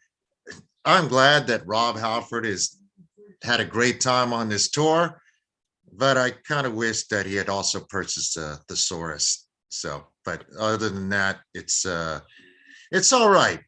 You know, I guess if you're going to write a cock anthem, he definitely did it. So, yeah. It shows that they could write those kind of songs, I suppose. But even musically, it's kind of weird for me to say this, but Love It to Death has got a little bit of a blues tinge to it. Not too much, just a touch of it. Too bad it's wasted on this tune. But Hot for Love, that's just so shitty. I can't even believe it's on an album. Anyway. Well, I'm going for Hot for Love. God damn, Wayne, what the hell's wrong with you? You musical pygmy. But anyway. It's got a really cool bridge leading up into that repetitive chorus, right? But the verses ruin it. It kills the whole song. But that verse, that bridge, and that chorus, I think it's cool. It's better than Love You to Death. That's a terrible song. Yeah, it's some really cool guitar solos in Hot for Love too. So that makes that song better. And Johnny Be Good, I just wrote Johnny Be Good, but this song be bad. Yeah. I like Chuck. Chuck Marty Berry. McFly was crying after he heard it. I like Chuck Berry. Yeah, I love Chuck Berry. After hearing this song, I was started to wonder if I liked him anymore. I don't even see why they needed to do a cover tune. I guess the producers probably asked him as much. But that was for the soundtrack. It was for the right. Yeah, that's what it was called, right? The movie it was called Johnny Be Good. Johnny right? Be Good. Yeah. Yeah. Okay. All right. But instead of them going, hey, let's get George Thorogood to do a traditional version of Johnny Be Good for the soundtrack, let's get Judas Priest to totally rewrite it and buck it up. Well, at the time, Judas Priest is huge. I don't know how huge George Thorogood was, but you're right. Period. Yeah. Yeah, that would have been a way, way better idea by far. Anyway, Johnny Be Good, horrible. All right, now we go to the last track, Reckless, which a lot of people love this song. I don't. I hate this song. I really do. I don't. I just don't get it myself. And Against Monster of Rock, universally hated tune that I love. I also, by the way, I also love Loch Ness off Angel. Loch Ness. That song's not that bad. It's not. Oh, I love that song, dude. Yeah, it's not bad. It's another one that everybody hates, but I love Monsters of Rock. Now, I was always under the impression, where Tony corrected me today, I was under the impression they wrote this song to be part of that Monsters of Rock tour with Van Halen and Metallica and stuff. And I even heard rumblings of that back then, that they wrote that song specifically on that tour, but they ended up not getting the tour. But I love it. I love Monsters of Rock. It's slow, it's dirgy, it's metal. I have no problem with it, and I will put it over Reckless any day. But I know I'm in the minority. I never met anybody that likes Monsters of Rock, but I love the hell out of that tune. It's doomy, killer, and drum machines. Tony. I think the drum machines is what kills Monsters of Rock for me. It's not a awful song. It's just, I don't know, it just, as it comes together, I just don't like it as a whole. And like I said earlier, I love Reckless. It's probably my second favorite song on Turbo, next to Out in the Cold. Yeah, I love it. So yeah, I got to pick Reckless. All right, Manny. I'm picking Reckless, but I don't love that song either. Monsters of Rock would be pretty cool if the production was better. I guess that's their take on Black Sabbath / Doom. I bet live it sounded great. I bet live it was great, but I just don't think, I don't really care for either song, truthfully. So Reckless, I don't really like that song either. It's catchy. It's got a great guitar solo in it, though. Actually, both songs have good. But overall, I don't like either song, but by hair, I'm going to go Reckless. By the way, I'm going to say something blasphemous. The greatest version of Johnny Be Good, even better than Chuck Berry's version, was from Frank Marino live. Thank you. That is good. Yeah. I'm going to say the best version was Jimi Hendrix playing live at Berkeley. Yeah, that was great too. Somebody wrote that in the chat, by the way, that it was Colin said Jimi Hendrix live at Berkeley is my favorite version of Johnny Be Good, which is my second favorite. I like his version more than Chuck Berry's too. Yeah. You know, man, that's the version right there, bro. For me, you're all wrong. The Marty McFly version of Back to the Future is the best one. did he do? Was it Johnny Be Johnny Good Be what he Good. played? Yep. Yeah.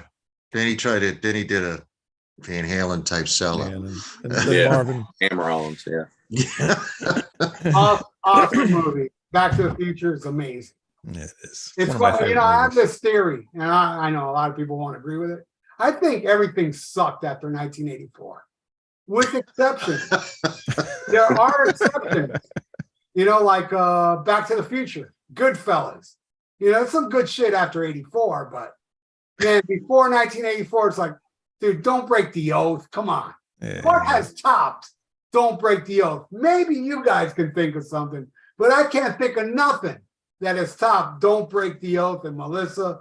Greatest metal albums ever. A lot of shit, great contenders before those albums with Stained Class and, you know, the First Maiden and Killers. Great contenders to it. But after that, after 1984, nothing comes close to I those really have to think. Merciful Fate albums and the EP. But I'll get off my soapbox now and I'll let Wayne. I'd have to really think about that. It's interesting. Yeah. I really gave it a thought. I'm going Reckless. I love this song. It's my favorite song on the album. It's kind of like a slower version of Breaking the Law. Rob's vocals on the verses is probably one of my favorite performances of his, the way he goes from high to low effortlessly. This is really a kick-ass ending to a mediocre album, just for Judas Priest standards. And actually, up to this point, probably the best ending song on any other Priest album, if not one of the best, because usually their ending tracks are terrible. And the Monsters of Rock song is, again, another bad song. So Reckless is better than Descendant Aggressor, Stealer, Yes. Devil's Child, Yes. The Island of Domination. Yep. You're very interesting there, Wayne. Yeah. It's true. Hey, It's I true. wanted- You're to bring you're up- insane, Wayne. Yes. I'll That's put Monsters of Rock over that shit, man. Oh, fuck that. That's garbage. And Have you guys ever heard the recordings that Priest did supposedly in '88 with those that English songwriting? There's some guys called Stock, Aiton, and Waterman. They wrote Yeah, they were hit songs for Rick Astley and Kylie Minogue and Stylistics and so forth.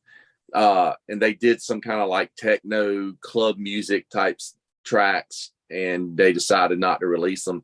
And I mean, I remember that news story came out about that, the recordings that never were released, and they released like one of them you could listen to it, and it was just that would have made Turbo sound like Rain and Blood.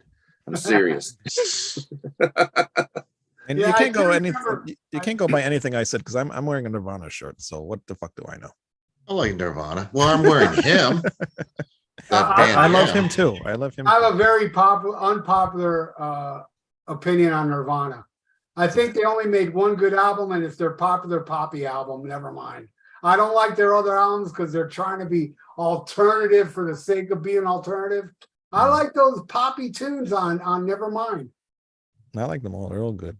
All those, I like all their albums, but I do agree with I actually love In Utero, but I do agree hiring Steve Albini and as a producer and wearing corporate rock sucks on Rolling Stone magazine. I think he was trying too hard. Reality is the guy could write a good pop hook, and he just didn't. I am wearing a Halloween hat, so that maybe makes up for it. I mean, there's a book on all these books collaborated. There's several books in Nirvana, but you know, Steve Albini, when they turned in Utero, a matter of fact, they released it on vinyl recently. If you want to hear the original mix, and supposedly the record company complained about it, but it wasn't the record company. It was Kurt Cobain. You know, wanted to re-record some of those tunes, and he did. They had to pay Albini anyway, but he went to the press. We were made to record it, which was not true. He just didn't want to admit that. You know, he didn't like the way they sounded. He thought it sounded like shit. So It was too Anyway. sweet for his tastes. well, the problem was In Utero was it was noise for noise sake. I mean, there's a couple songs on there. The songwriting's still there, but he just didn't feel like it captured the songs. I mean, whether Kurt Cobain liked it or not, he was a good songwriter, and he couldn't sabotage his own talent for writing catchy tunes, which is what he was trying to do. Anyway, that's the story for another day. Yeah, for the Nirvana episode. That will never happen. That will never happen. So what do you guys think?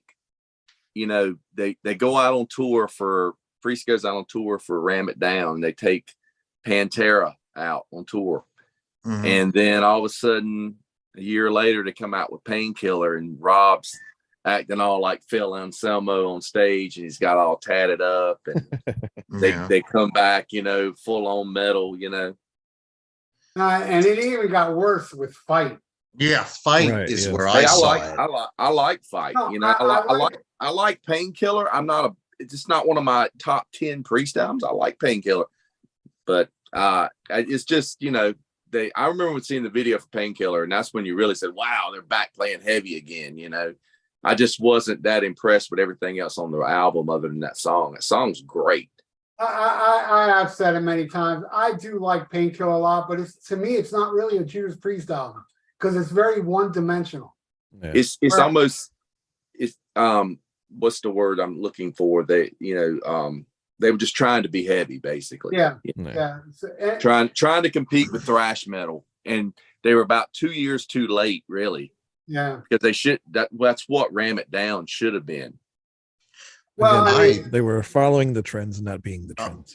I love Painkiller, though, personally. Painkiller got some good songs. Got some really good songs. Yeah, Painkiller was at the tail end of thrash. Thrash was still popular when Painkiller came out. It wasn't until after the Thrash of the Titans show is when grunge came in. Yeah, grunge laid waste to everything. Not only.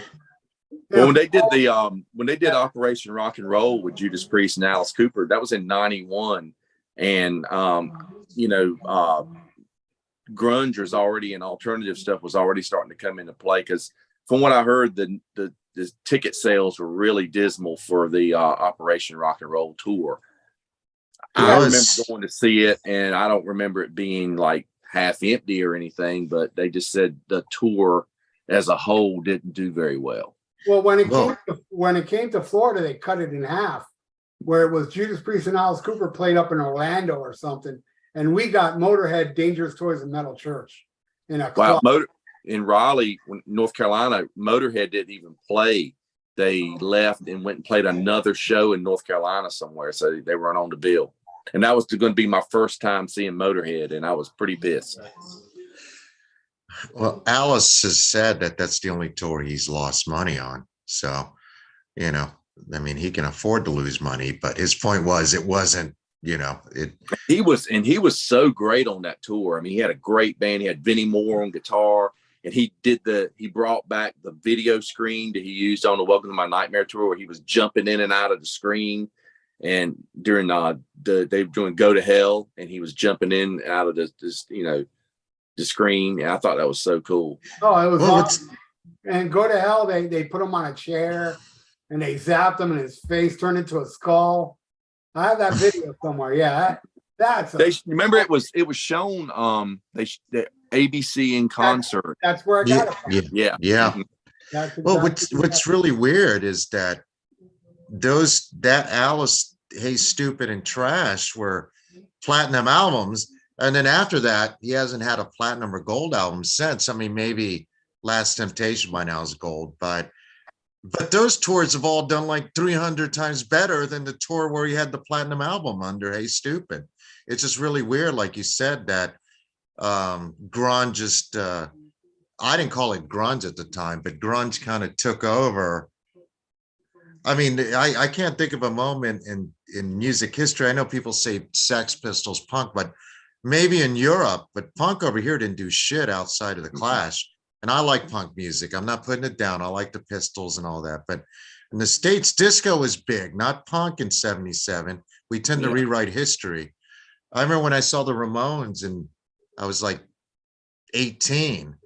It was in a small club, the Cuban Club in Ybor City.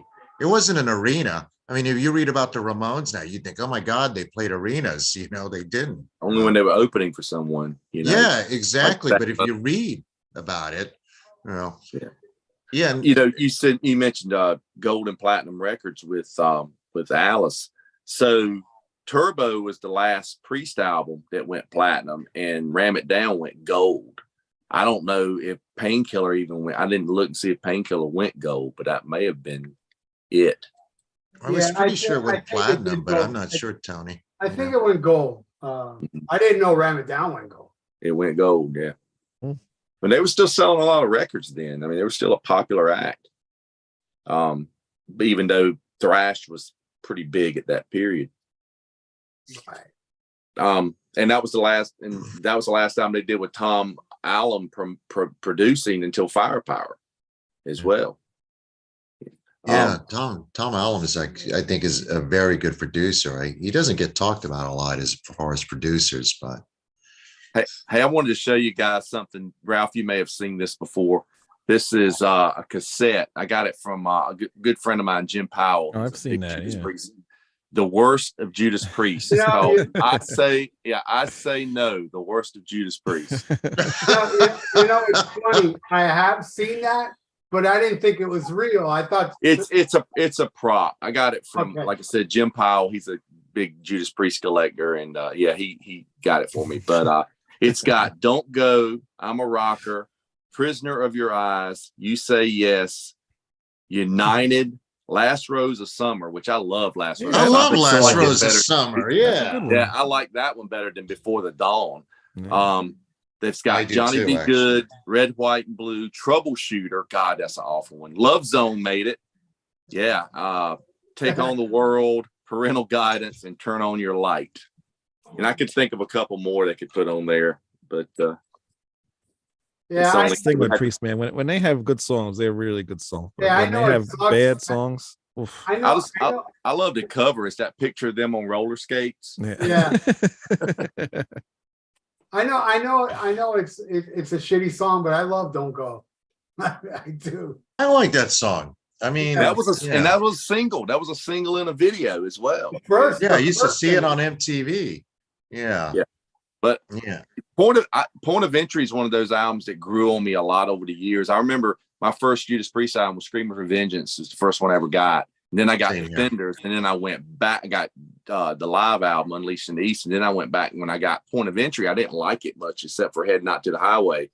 And over the years, it's grown on me. I like a lot of the stuff on it. I mean, Desert Plains is one of my favorite Priest songs. Oh yeah, I like that album quite a bit. It's not. It's like a really good hard rock album. It is, exactly. It's not. Really, I love Turning Circles. Rob Halford hates that song. I love Turning Circles, and yes, Desert Plains, my favorite track. Great track. I love Solar Angels. Oh yeah, great open. They opened with it on that tour. Yeah. And Tony brought up a good point. At that time, there were no subgenres. Everything was metal. I mean, they consider stuff that wouldn't be considered metal now metal. Aerosmith was metal. Alice was metal. Nowadays, they wouldn't be considered metal. I still consider them metal because I grew up with it, because they influenced the genre. But it definitely was a different time. And I don't know. I love Judas Priest, but I like these albums, but I don't love them. I don't. I admire the fact any band that experiments, but I think in this case, it wasn't so much experimenting as I think Wayne said it, chasing trends. And that's one band that did not need to do that. I know Kiss is fond of doing that. Alice kind of does it a little bit here and there. Alice, I think, Alice does it all the time. Yeah, but he incorporates it into his sound. It doesn't sound as contrived as this does, but Judas Priest was the one band that didn't need to do that, really. They really didn't need to do that, Did anybody keep score? I mean, which album takes the cake tonight? Wayne likes Turbo more, and all of us like Ram It Down more. I might be with Wayne. I might like Turbo more, because I just Ram It Down, like I said, is just one of those records. I just never really got into it when it came out, and I liked some songs on it, but I got a lot of good memories with the Turbo period and stuff, because I actually saw them on that tour. And, you know, it's just, I mean, I was what, 16, 17 years old, you know. Yeah, but that Ram It Down show, dude, they did Sinner. I wish I could have seen that tour. Yeah, it didn't come here. First time I saw him do Beyond the Realms of Death, that was awesome. Very last show at the Sportatorium too, and the Sportatorium been there since the early 70s. Wow. Led Zeppelin played there. Yeah, I've watched your videos about that. That's pretty interesting. The shows that you saw there. Yeah, and just the atmosphere, because it was in the middle of nowhere. It was nothing but forest surrounding it, and it really was kind of an outlaw mentality when you were there. It was like, you know, no laws, you know, drug use everywhere, fight, and just craziness going on at these shows at the Sportatorium. And, you know, it was infamous. Robert Plant hated the place. Billy Joel hated it.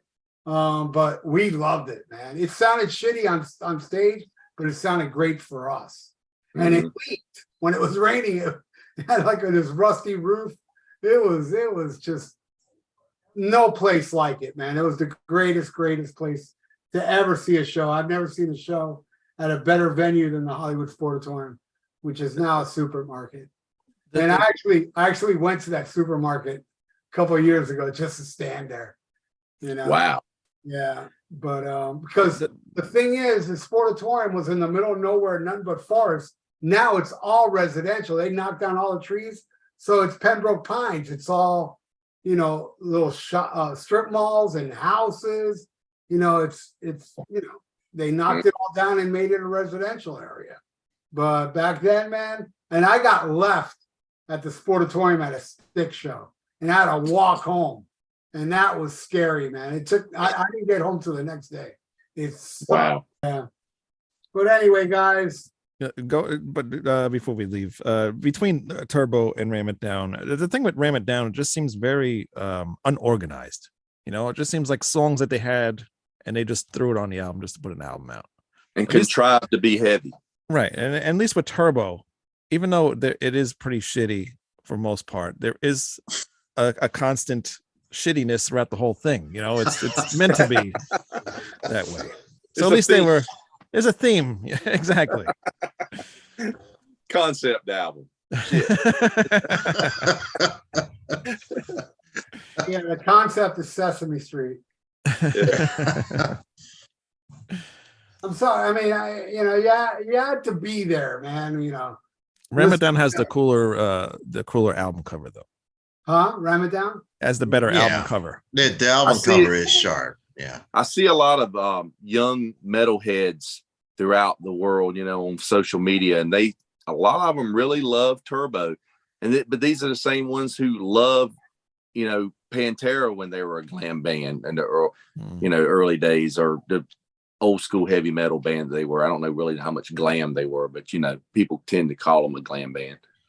Well, Tony, I'm gonna admit I did not know. I thought Cowboys from Hell was Pantera's debut.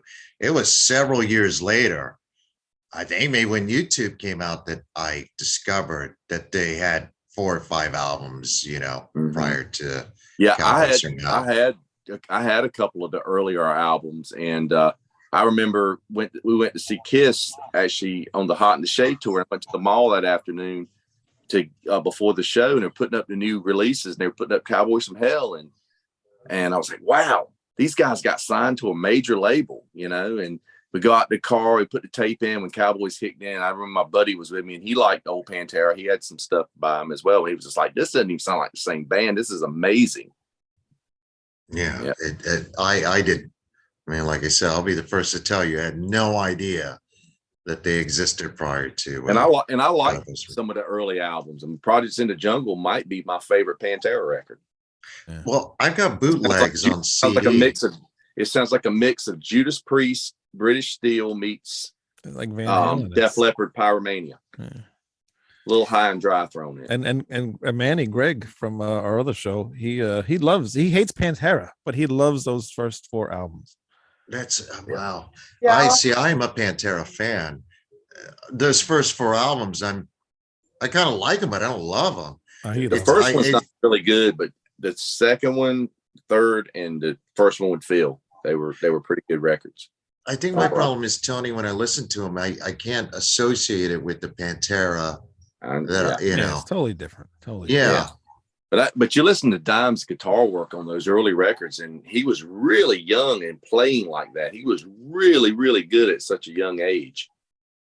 Yeah, and he's always been up front of his influence, obviously Ace Frehley and Eddie Van Halen, and like he's ever even mentioned Foreigner. I don't think he's ever mentioned Mick Jones when he was alive, the guitar player from Foreigner, not the Clash. But you know, again, it's not bad. I think if they had been signed, it's probably was a blessing in disguise they weren't signed, because they wouldn't have become who they became. But That's true. That's you true. know, I do think that those albums probably would have done very well, because Terry Glazer, he went and did a band called Lord Tracy.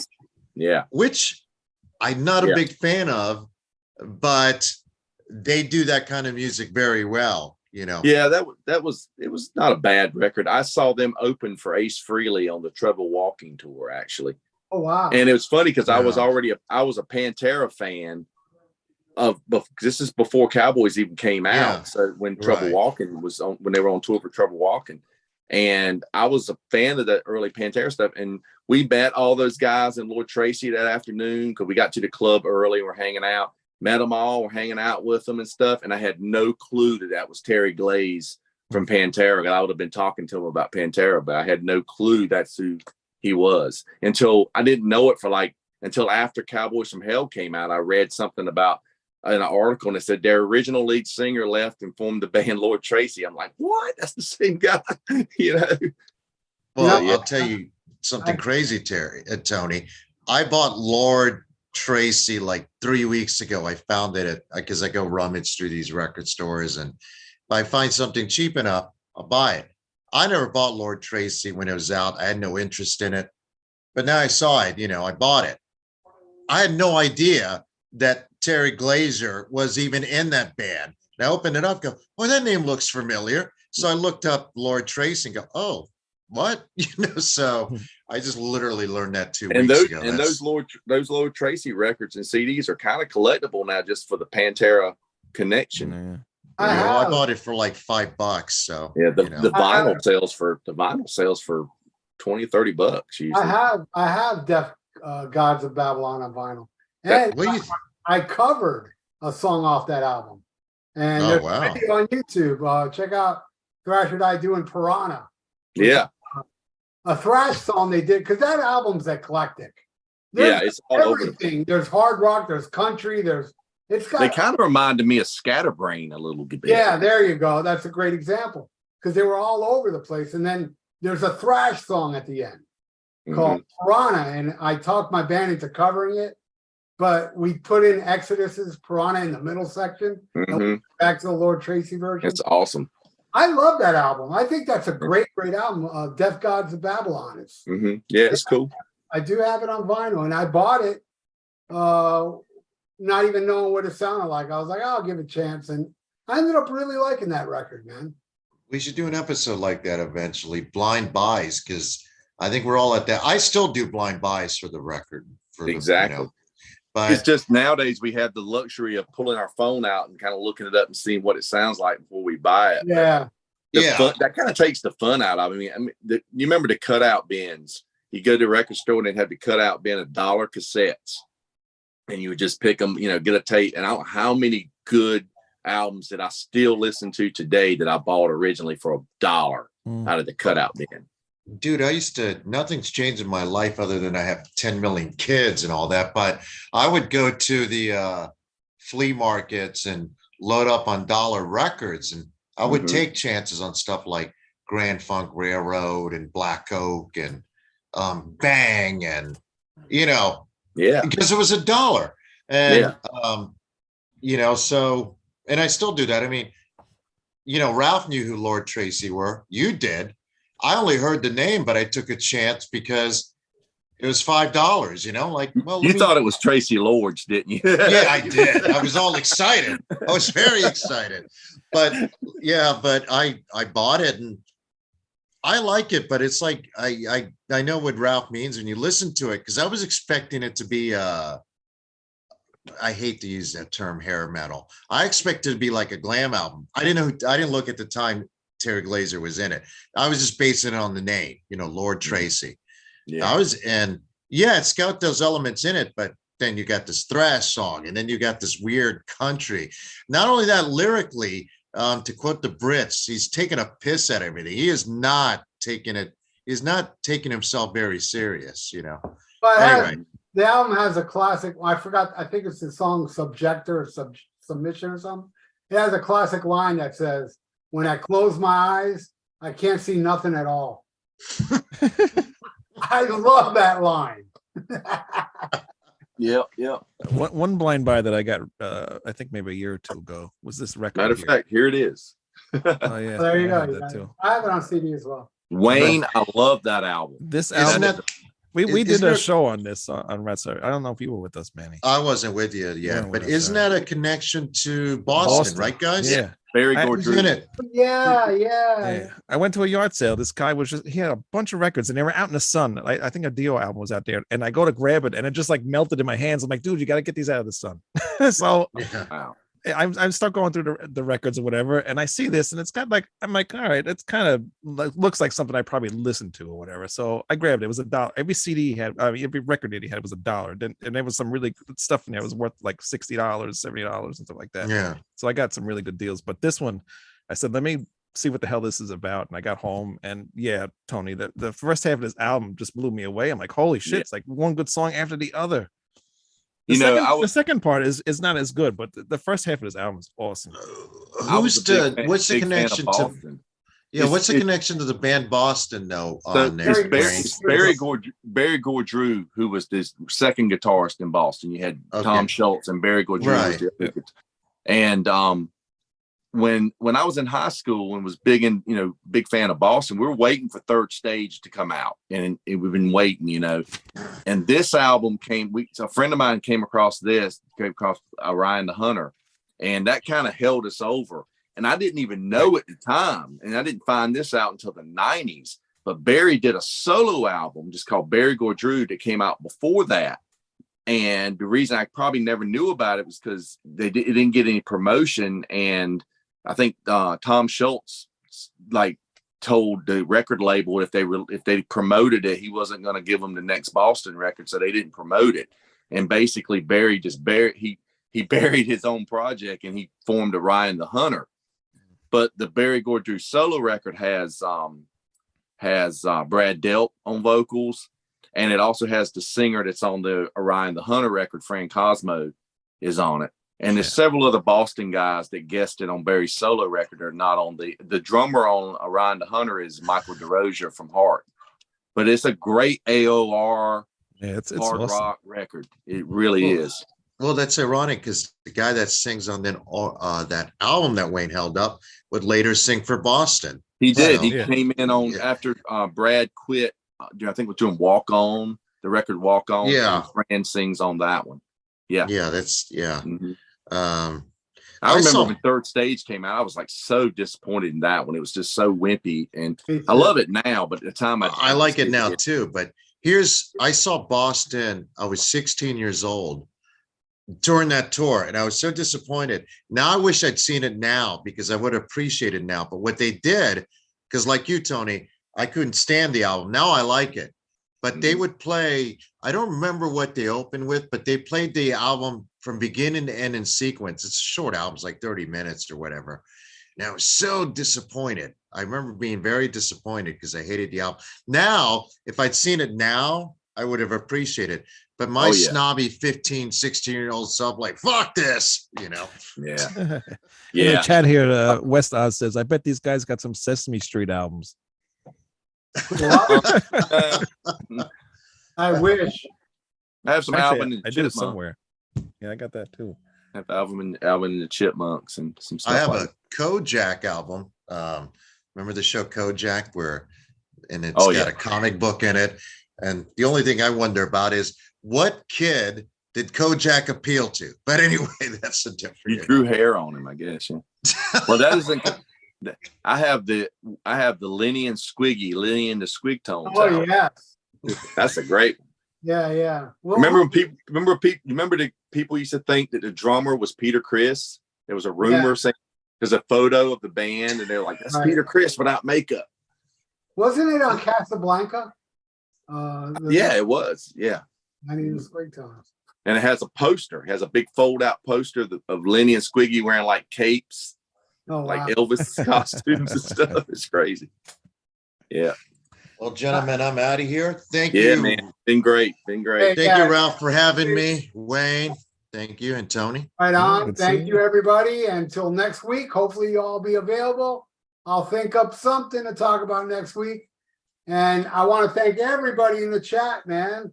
Everybody. There's a lot of people here. There was over 60 people here at one point. I want to thank everybody except for West Oz, who thinks we have Sesame Street albums. He can go to hell. No, we might. I don't know. He can go to the West End of Oz hell, for all I care. Please, everybody, go over to Rat Salad Review YouTube and go hit subscribe on our channel. Please. That's right. Go to Rat Salad Review. We're almost at 1,000. We're at 978. Come on. Come on, man. Come on. Almost there. Come on. Just 2 of you out there subscribe. Well, more than 2 of you. At least one. At least one. And also check out Severed Angel. Yeah, do that too. SeveredAngel.bandcamp.com. All right, guys. It's been real. Until next week, smack 'em a go. Bye-bye. Later. Later. All right, guys. All right.